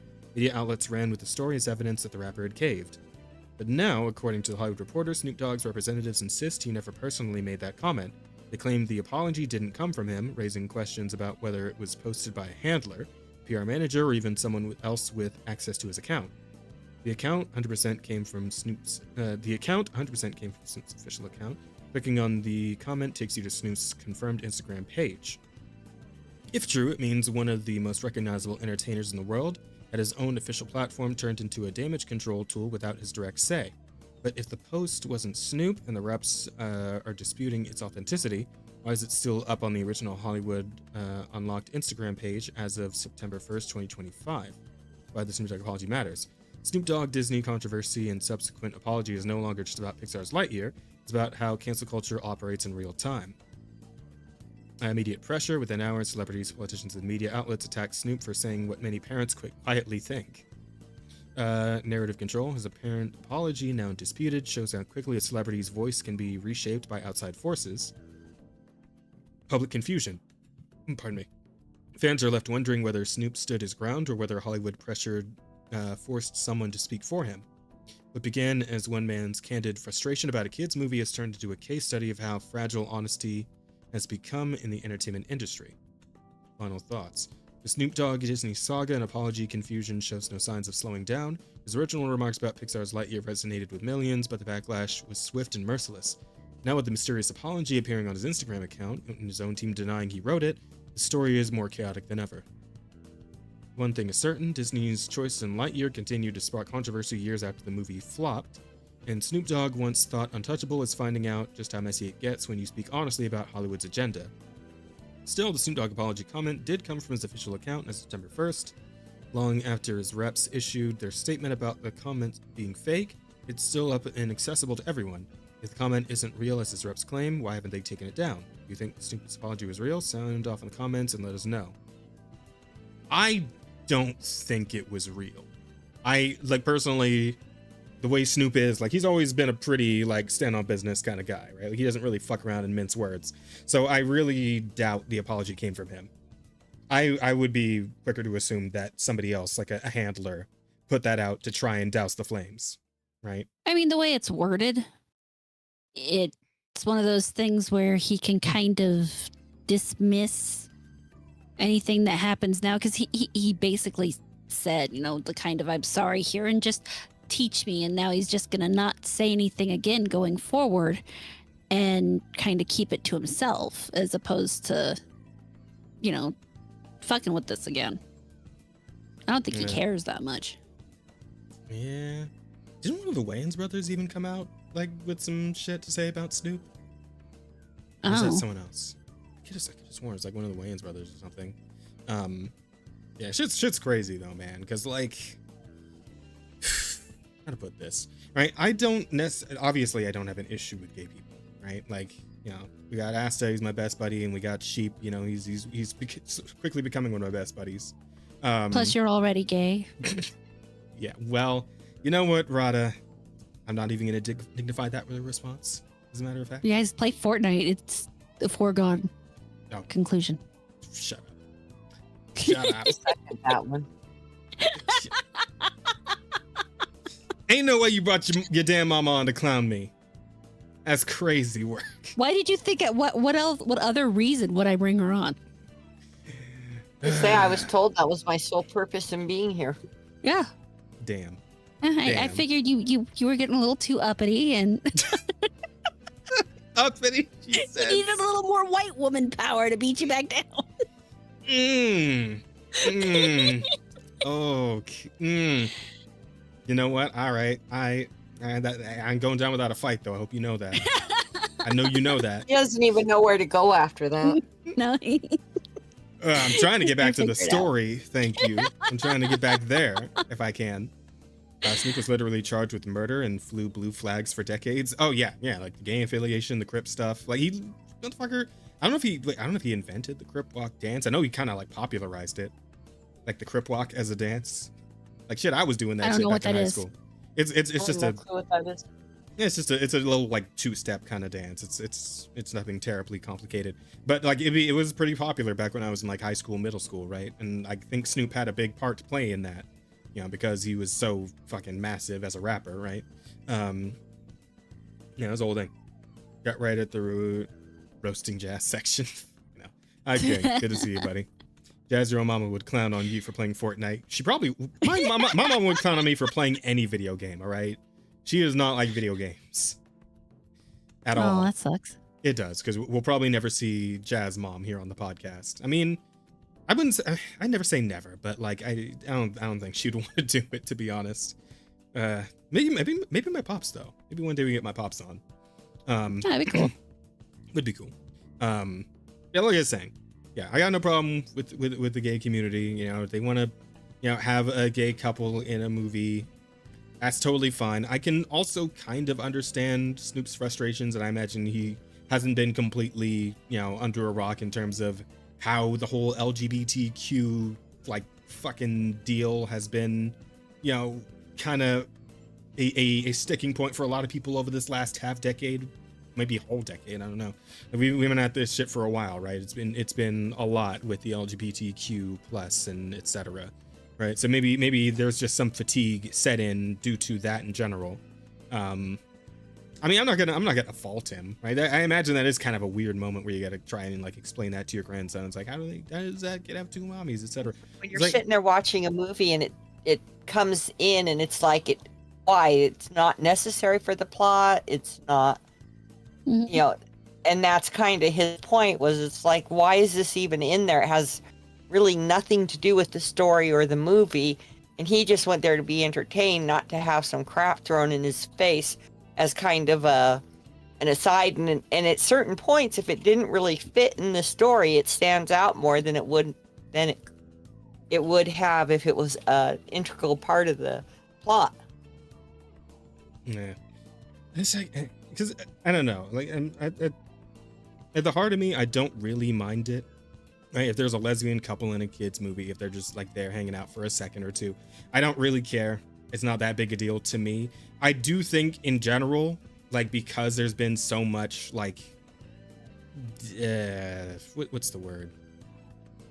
Controversy, I guess, around the LGBTQ for so many years now, and how it's like been injected into a lot of things in a lot of ways, like poorly injected into a lot of things. I think in general, it could stand to back off a little just in popular culture, just, you know, tune it down just a little, lay low for a few years, and then maybe gradually try and, yeah, because like I don't necessarily have anything against the normalization of like gay couples and gay stuff being in like tunes and movies and whatnot and all that shit. Like that's, I mean, it is what it is, right? Gay people exist, and that's fine. But yeah, just like with where we're at right now, it does feel like there's a lot of bad blood there, and so I can kind of get where Snoop is coming from too, right? Well, here's like, I hate to be a fence sitter about it, but like I don't know. But no, if it's 4% of the population, the overall population is gay is like 4%. Mm-hmm. Yet they're in probably represented in 70% of movies and TV shows. Yeah. It's one thing for common acceptance of the 4%. It's another thing when they just consistently shove it down your throat and make it appear as if a much larger percentage of the population is of that specific bent. And I think that's part of the thing. Like I said, you know, I don't expect them to go through and say, okay, well, only 4% of shows then can have gay people or gay couples in it. I don't expect them to do that. But at the same time, they swung so hard to the other side where you basically, it's almost impossible to sit down and watch a show without a gay couple in it or gay people in it. And yet, I mean, right now in my life, I don't think I actually have any gay people in my life right now. And it's not because I try to exclude them. It's just that right at this point in time, there's none hanging around. There's none around. It happens at times, you know. So it's kind of a weird thing that they put in you, in your face over and over again. Yeah. So, And like, I don't care if you're gay. I don't care if you're straight. I don't care if you're asexual and you just have no interest. Quite frankly, I just don't fucking want to know. I don't want it in my face. I don't like public displays of affection, and I don't care what the sexual orientation is. But I'm an old boomer, so what the hell do I know? You know, but still, it's just that it constantly has to be in my face. Why? I don't want it in my face. Yeah. And I think another, like, the other issue here is just like how visceral the backlash against Snoop Dogg was for this sort of thing. And it's just like, but that's kind of part of the problem, right? Where people are having a harder time, because I feel like there was a time when, as far as like the LGB goes, right? And this was like somebody in the, like Angel was saying in the comments about like the addition of the T and how that kind of, you know, took everything way overboard and became like, that's when the issues kind of started, right? I don't think a lot of people mind LGB per se, and but like just the fact that it, like, any sort of like argument on the other side of things is so like viciously attacked these days. Like, that's obviously going to get people to, like, some people are going to fight back about that, some people are going to take issue with that, and it's going to become like a problem.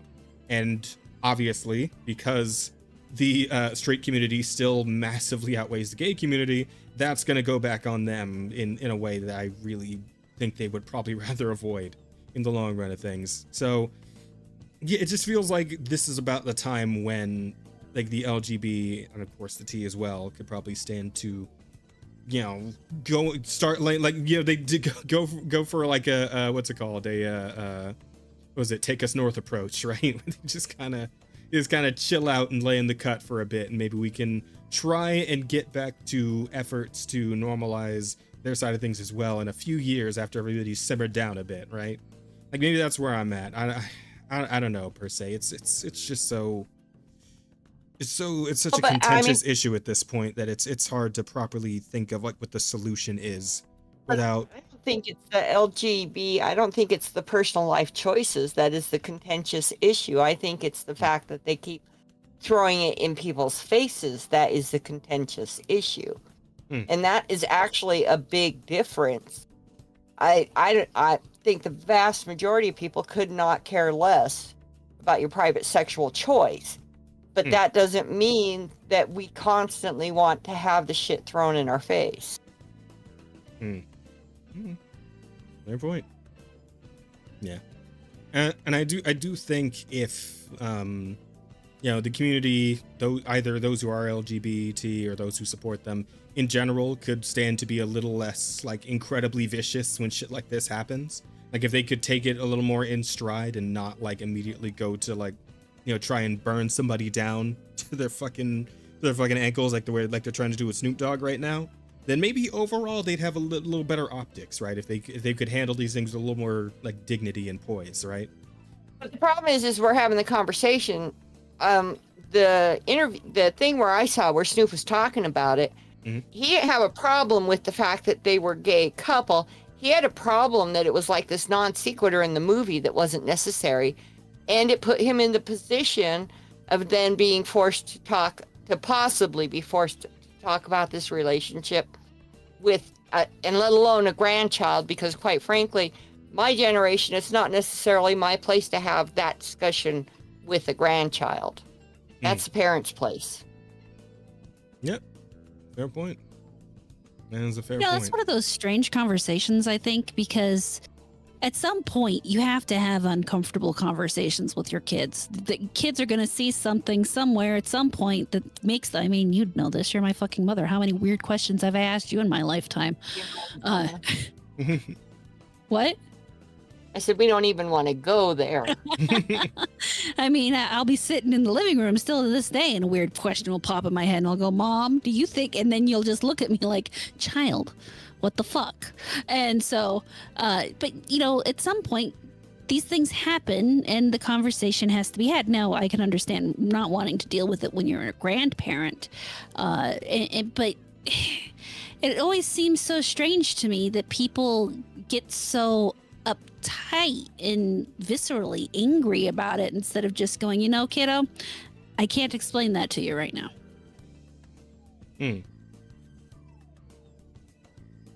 Yeah, I mean, it does seem like the easiest way to go about this sort of thing, right? I mean, parents will lie or just admit the truth to kids all the time. Because Like I'll tell you when you're older, right? How many prove times have kids heard? I heard that plenty of times as a kid. I'll tell you when you're older. You're not old enough yet. Wait until you're older. I'll tell you then, etc. and so on. Oh, At this point in time, between the cartoons that they put out and everything else, it's everywhere. So I think it was more of a reaction from the fact that Snoop Dogg is however old he is, and probably hasn't seen or been paying attention to a lot of the stuff that's mainstream now. So to him, it was a much bigger deal than it was probably even for the child. yeah. Child probably looked at him and was like, "What the fuck's the big deal here?" And Grandpa, that's I've another seen thing. worse. That's another thing, and that this is actually something, I mean, I learned from my mother from a young age, is the bigger deal you make out of it, the bigger deal the kid will think it is.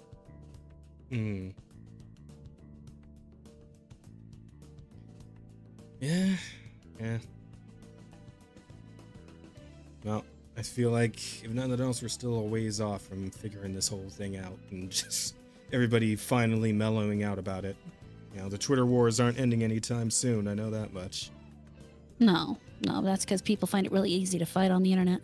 Indeed, they do. But hey, at least that always gives us something to talk about here on the podcast. So, is what it is. Is all we just go ahead and turn that into content. We might as well make something of it, right? Nothing wrong with some content. Yeah.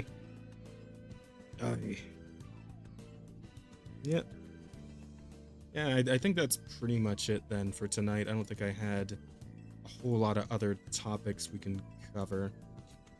I don't know. Did you guys have anything that you wanted to touch on that I might have missed? No, I think we managed to shoehorn things in randomly. We did, true. Here and there, right? Yep. Yeah. MamaAmorata, you're good? Nothing else you want to touch on? Yeah, I'm an old lady. I'm good. 3 hours in an office chair after 8 hours in an office chair is enough. She's probably just about toast, honestly. Yeah. That is fair. Okay, then let's go ahead and start moving towards the end here. So first, I guess we'll do the vote for the title, Rada. I do have 4 options here, actually.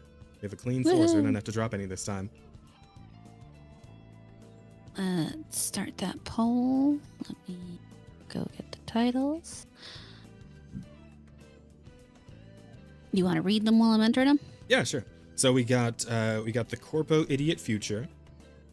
We got you got a license for that spoon. We got the United Cuckdom, censored for YouTube, of course. And we got the recently and I think a strong contender right there at the end, the Slur Merchant. Slur Merchant is so good. Holy shit. I'm gonna make that my next in-game name for whatever online game I play. Slur Merchant's so strong. Slur Merchant. That's funny. Oh, all right. fuck. That's up. Let's go see if we have any questions. I might change my fucking Marvel Rivals name to Slur Merchant. Oh my god. I think you can just change the name whenever you want to. I think I might do that. Okay, but yeah, that'll do for those. What do we got for questions? Well, for first question is NDA. MamaAmorata, or sorry, it's in a Nigerian accent. MamaAmorata, why you the mother of an abomination? I don't do a good Nigerian accent. Why are you the mother of an abomination? There you go. You needed a black guy to do it. Apparently. Yeah. Some choices you don't get to make. That is true. Well, we call those happy accidents, don't we? Yeah, we'll go with that. Well, and then the other thing is definition of abomination, so. I'm sorry. My mother loves me. That's what matters. Were we using a specific one in this case, or? Just it. I don't know. I suppose it's best we just leave that as let that lie, huh? Yeah.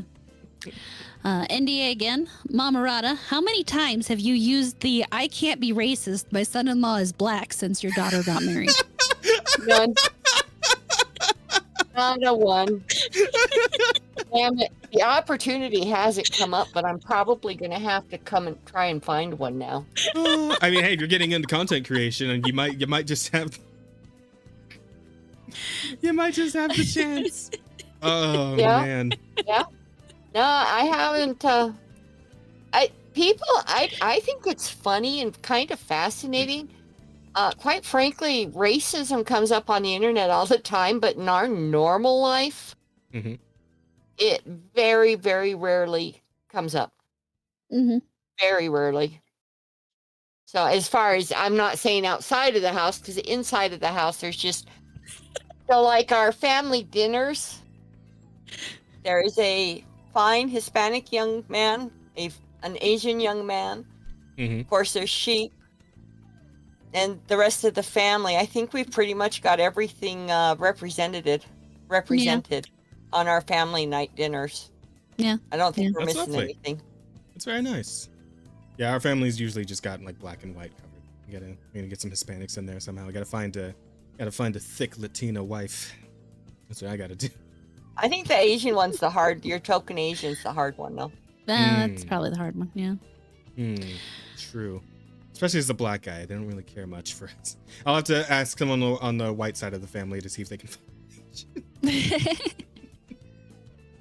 Okay, so we've got Electric Angel. So MamaAmorata, in gaming, we now have a lot of products that are pretty high in price. $70 for a game, $700 for a system.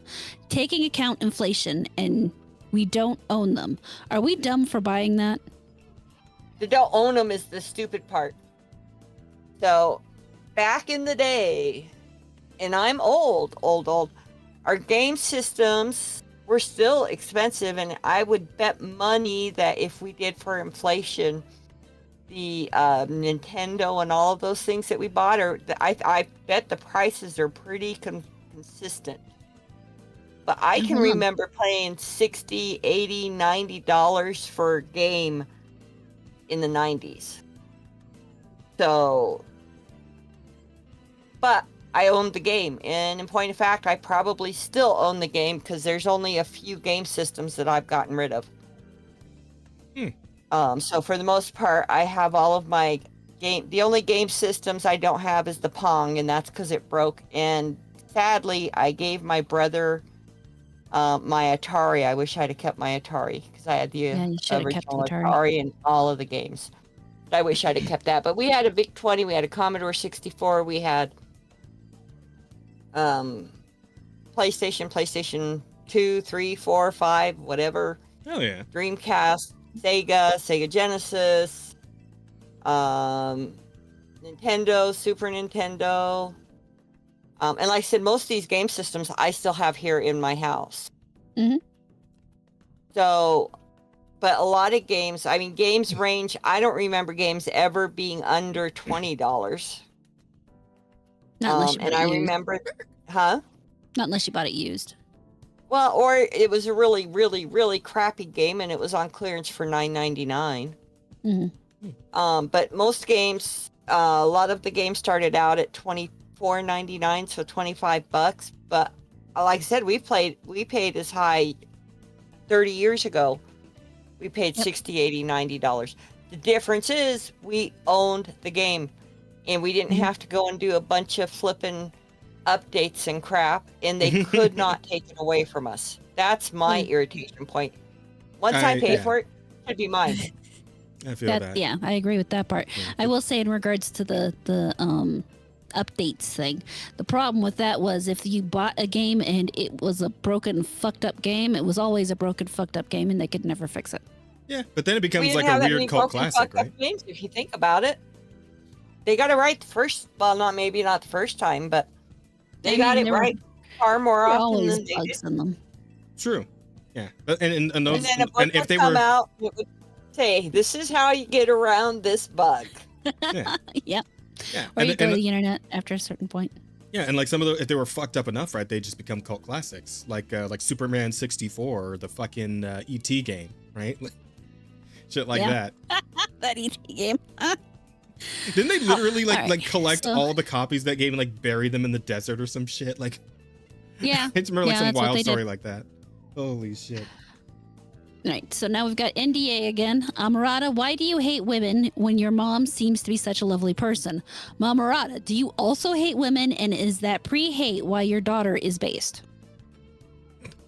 I hate stupid women. I hate entitled women. I hate lazy women. And I hate women who try to use their sob stories to drag down other women. Oh fuck, So- we didn't talk about the Counter-Strike girl. I know No, you already that's- went in on her on Twitter. I didn't know if you A wanted few to. times now. I've got a couple going on that one. It's, Oh, and I Did- say did- that because I genuinely hate is such a strong emotion. Yeah. So, but at the same time, I mean, despise might be a better word for me. I despise those type of people, and quite frankly, I don't care if they're male or female. But somebody who uses their sex to drag down or drag in people just because of that commonality are basically scum, in my opinion. Fair Yep. enough. Yep. I'm with you on that. so that's where it comes from, guys. Yeah. I would don't guess that's part of why I'm horror's based. I love that. I love that. Yeah, I don't know if you saw the latest MamaAmorata, but yeah, there's been a girl on Twitter going around because she had a Counter-Strike bit where apparently she like grenaded herself to death, and then all of her like male teammates were like shit talking her for it, and she decided to cry about it on Twitter, and that became a whole thing again. But I know Rada had quite a few things to say about it, so I yeah, always fun have stuff. something to say about that shit. I see it popped up. So you hate most modern women. Yeah, you got it. And so you hate women, LOL. I will tell you this. I don't like working with women. I don't care how base they are. Women are the most backstabbingest, pettiest creatures. So yeah, I'm not necessarily the biggest fan. That being said, I do have some very close women friends. Not all women are like that. No. You found some of the good ones. Yeah. Just like Well, just I like tend Rada to did when cut she found her husband. You cut out the bad ones, and it sure as hell saves your life. Makes your life a lot more pleasant to get rid of the drama queens. Oh, Fair yeah. enough. So in case anybody's wondering, yes, I do come by it completely honestly. This is how I was raised. There you go. So, do you want to play a game? Asks, what was it like raising a cosmic horror?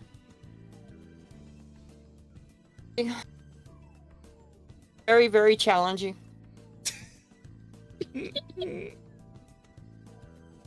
I just like the way the tone with which you said that. It's like I could feel it a little bit, right? I could feel the emotions behind that statement. Just some. The utter exhaustion. There we go.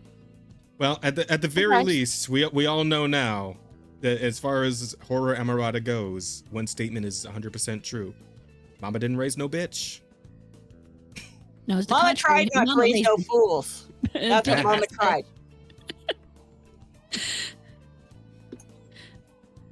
But yeah, so, and that is the end of the questions. All right, where are we at on the vote? How'd we do? Let me close that out, and then I will look Damn, at Bear. better a cosmic horror than a cosmic horror. Yeah, mama taught me better than that. She taught me to respect my body. Good stuff. Your winner is you got a license for that spoon. Fair enough. We did talk a lot about the UK today, so that's a good one. That's a good one. All right, then. I suppose that'll be a wrap for tonight, everybody. We did it. That's another podcast in the bag. So, before we head on out, Rada, do you want to tell the people about what you got going on?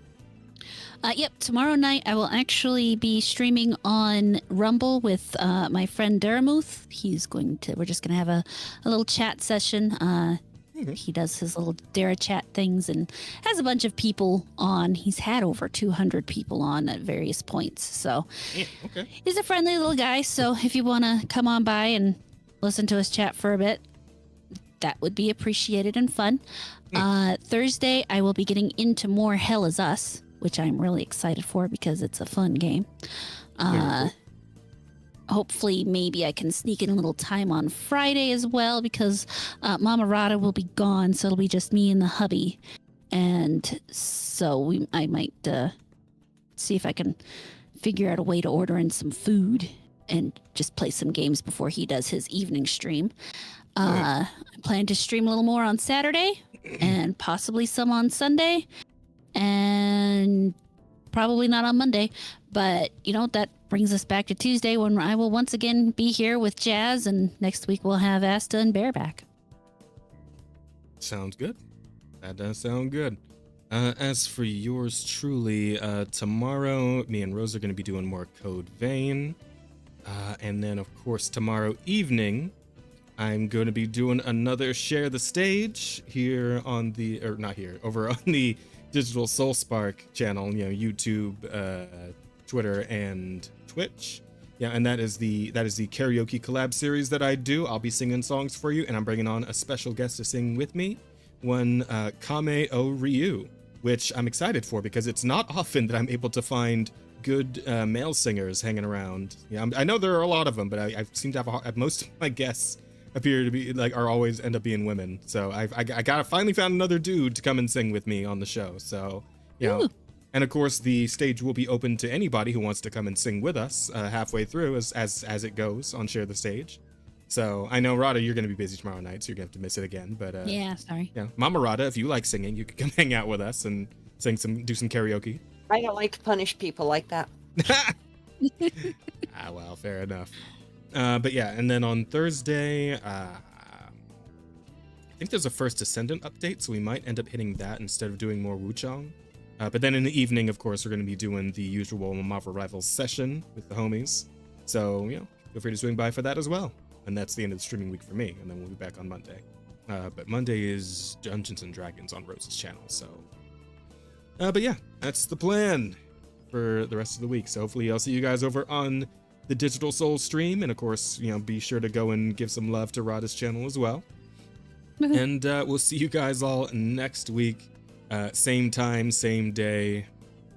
Slightly different crew, obviously. But, me and Rada will be here. So, good times. It's true, you will have Asta Bareback as his streaming preference. Oh my god. Fuck. Anyway. Okay. Anyway, that's a wrap for us, everybody. Part there is he is the bareback, so. Yeah, Everybody have a good night. Yep. Take care of yourselves. Go eat something, drink something, get some sleep, and we'll see you next week. Until we meet again, take care of yourselves. Later. Bye. Bye.